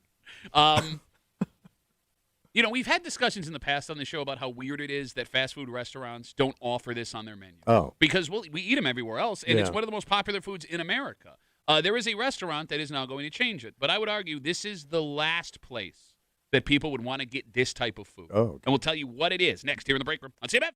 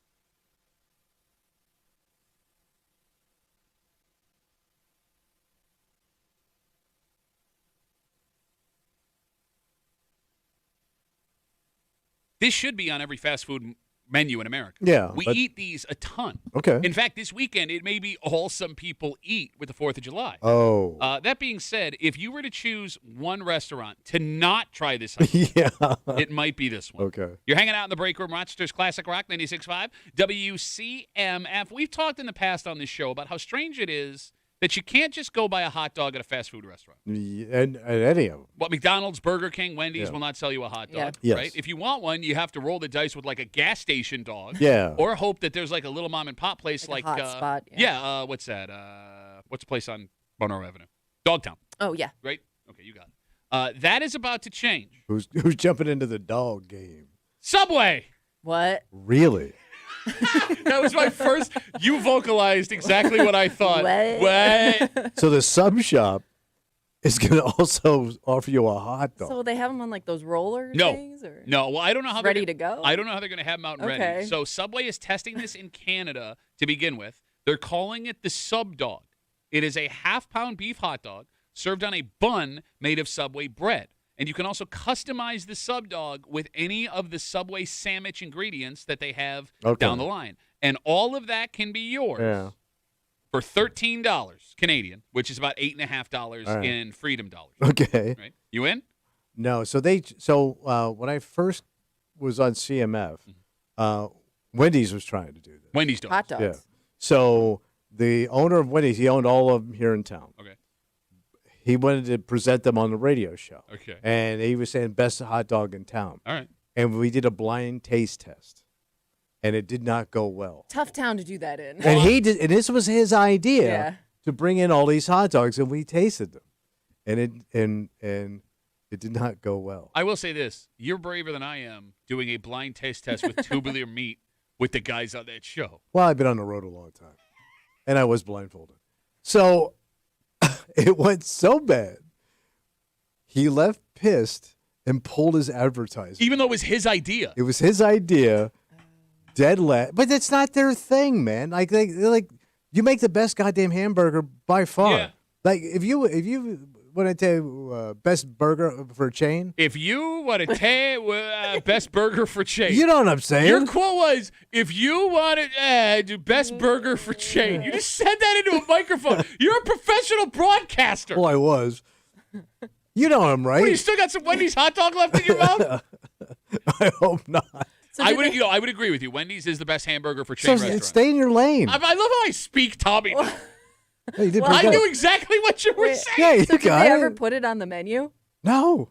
Why do I vaguely remember them having a Maybe chili they dog? did for a little bit, but he was pissed. Well, the chili dog would make sense at Wendy's because they got the chili. Yeah, And- I think and the I chili thought that covers they up the had dog. something like that for a little while. You're right. The chili does cover the sins of the dog. Right. That was a great Pacino movie. Sins of the dog. Yeah. It is dark, man. I mean, a hot dog here. Okay. Yeah. We like hot dogs. Oh, yeah. We buy hot dogs at sporting events and festivals. They should work for fast food. They should. That being said, I don't know if I want Subway to be the one to bring me my hot dog. And No. I can't tell you why I don't want that. But it doesn't work with the sandwiches and the subs. Like when you're in a mood for a sub, Yeah. that's all you can think about. Well, but this seems like a meal of a hot dog because they're going to put all the fixings on it. Which kind of ruins a hot dog experience. That's like those Chicago hot dogs Oh. that got like tomatoes and Oh, pickles. I'm sorry. I'm the one that says the dog should speak for itself, and you guys kill me, and now you're saying, oh, you're going to want to put all the stuff on it. I like You condiments. don't want to put all the stuff on it. Don't bury the dog. Son. Living, growing up, because of the way my dad ate food, I thought all hot dogs had melted cheese on them. Your dad put Cheese? cheese on hot dogs? He used to make hot dogs. I've never seen that with move. We know a cheese, lot of fat guys. Yeah, we do. relish, mustard, Hot- ketchup. Like I thought that's how you ate a hot. Like I thought every hot dog came with cheese. Look, I get cheese on a chili dog just because the cheese will melt over the chili. But it's kind of more the this chili. didn't have thing. chili. Can you think of another dog that has cheese on it? No. I guess a cheese dog. I'm an Cheese idiot. dog. I'm an idiot. It's a thing. You buy the It's hot just dog with it the was cheese. just like I didn't realize like people ate hot dogs like plain. I only want, if I'm getting cheese on my dog, I only want it in the middle of the dog, and it's got the temperature of molten lava when I bite Oh it. yeah, so you can like have a lawsuit. Exactly. Like, it seems with this, again, information that Subway will be testing a hot dog at their stores in Canada. Hot dogs are small business foods. Yeah, it's a mom and pop operation. Right, like the it's cart, street food. Yeah, cart on the street, local Hots place. Yeah. The ballpark is the only place I can think of where a hot dog is flying out of the kitchen over and over and over again, like a big mass audience, right? Are hot dogs big in Canada? I don't know. They do Looney Dog Night at the Jays game. Okay. Well, I guess at a baseball game that makes sense. I don't know if like the average, like when Canadians grill out, do they grill hot dogs? Well, they go to ball. Yeah. Right, why would they? You just brought something up. You know, I'm a big Blue Jays fan. Yeah. So they have Looney Dog Night. A loony is $1 in Canada. Yeah. On Tuesday nights, which might be the greatest deal for food in history because it's not even $1. It's 75 cents American for a hot dog on Tuesday nights, and you can just order as many as you want. There's no limit. Oh, Jesus! So, like, I'm not kidding. Where I have been trying to talk my wife into planning a Tuesday night vacation in Toronto. Take a ride for a cheap hot dog. Bro, you could eat 10 hot dogs for $7.50. Or you can stay home and do the same thing with a pack of hot dogs. No, but it's not the same. It really isn't. No, I don't even know if you could buy a pack of hot dogs and buns, 10 of them, Yeah, for probably not. $7.50. Yeah, one of them hot dogs is going to have a vein in it. Yeah, much like your taste test on CMF. We call this one the lumpy. Do we not trust fast food hot dogs? Do we not want fast food hot dogs because of the old reputation of what was in hot dogs? That could be part of it. But when you're eating a hot dog, no matter where it's from, it's still a hot dog. Oh, no, I disagree. I think there are people that will only eat certain brand Well, they're hot dogs. gourmet dogs now, bro. Well, like we in Rochester have a different view on hot dogs Yeah, because yeah, it's yeah. Weigel's, Right. right? But like I would argue, like someone like McDonald's or Burger King or Wendy's, they could partner with Nathan's or Oscar Mayer or Hebrew National, Yeah. like a national hot dog chain, and it would work. Yeah. What was it like? Nathaniel's used to sell. You know what I'm talking Yeah, about, yeah. right? What they sold a hot dog of like a major brand, and it worked. Oh. Like it was like is Oh, they Nathaniel's a partnered. hot dog? Do they make their own hot dog? I think they do. Yeah. Yeah, I Right. thought that was the hot dog Well, brand. shut up. All right. Remember Caldor? Caldor? Caldor, the store Caldor. No, that's before my time. It was like a department store here in Rochester. They had a Nathan's inside. Oh. Right. Wow. It was the only Nathan's in Rochester. Yeah. And Caldor went out of business. Oh. In Gates. And I remember being devastated that I wouldn't be able to get Nathan's hot dogs anymore. Because when Caldor closed, so went the Nathan. You buy a pack and cook them out. No, it's not the same. Nah, It's not really the same. isn't. If my dad, the only time I could enjoy a Nathan's hot dog was hot and fresh when my dad was shopping for a polo shirt with Tasmanian Devil embroidered on the front. Maybe we need more grocery store hot dogs because that seems like a place where it's a good walking around food, and if it's only a couple dollars, I know like Costco's known for it. Yeah, but I think it's dangerous in Wegmans to serve a hot. Like you'll be dropping condiments on the floor. Oh yeah. You're Somebody's gonna slip and fall. Yep, there will be a sauerkraut slip. Sean writes us on Instagram, Duffy on WCMF. He said, "Ever heard of a hot dog being called a glizzy? I guess that's a thing now." Good question. When did a hot dog become a glizzy? I don't know. I don't know where that originated. I've never heard that. You've never heard that? Yeah, no. People say glizzy, but I don't know. Is that like a ethnic thing? No. Could you have sounded like an older white man? Is this one of them ethnic things? Well, yeah, from over there. Hey, is that what you're doing it over Okay. there? Did they bring that over? You're calling them glizzies over there where it turned. What's a glizzy? You know, Okay. it switched. Well, who started it? I don't Okay, know. I can tell Timmy's you. trying I to can tell you you who idiot. started. Glizzy is a slang term for hot dog. The term originated in the Washington D.C. area. Oh, over there, down there, in that area. In the early 2000s, From the federal stemming slang. from a local rap song. Oh. Wait, so there was a rap song about a hot dog? Well, yeah, it was from that rapper. How'd it go? Glizzy G? No, I don't remember the song. Well, it sounds like it was they called it a local rap song, so maybe it was only in the known in the D.C. area. Unless you were cool. Unless you were down with Glizzy G, bro. A lot of people are rating us on Instagram saying Dairy Queen serves hot dogs. Does that count? I don't know if I want. That's an ice cream joint. I don't know if I want a hot dog from Dairy Queen. Yeah. I mean, you go in there for ice cream. Well, they sell everything now. I told But you. I know they do burgers. They and do stuff. burgers. They do ice cream. They also own Orange Julius. You can get Orange Julius inside. Pass there. on that. Okay, I'm just letting you know. You don't have to be a dick about Give me it. an orange drink and a hot dog. Get a hot dog. Actually, give me a glizzy. You can Give me a dip- little glizzy. You could dip your. Well, that was the other rapper. I was at the little glizzy show. And I Fear really we want have one just now. started something we didn't mean to. At least he didn't try and rap. No, I threw it to you. I don't rap. You're like King Rap. I You like don't- the rappers. Have you ever heard me rap? No, but you're into the rap guys. I'm into the rap guys. Yes, you are. Yo, the ones from over there. Yeah, They them do- guys. they doing a The thing DC rapper guys. We come back, wrap it up next here in the break room on CMF.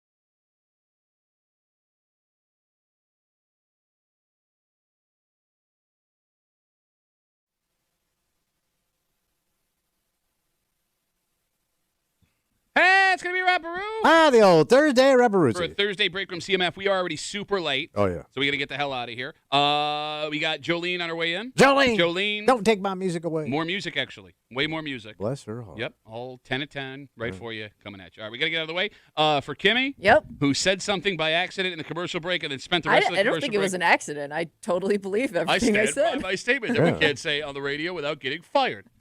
For Tommy Muley, who, if you got a hot dog you want to push, don't hire him. My name is Pat W. We'll see you tomorrow morning at the break room, 6 a.m. on 96.5 WCMF.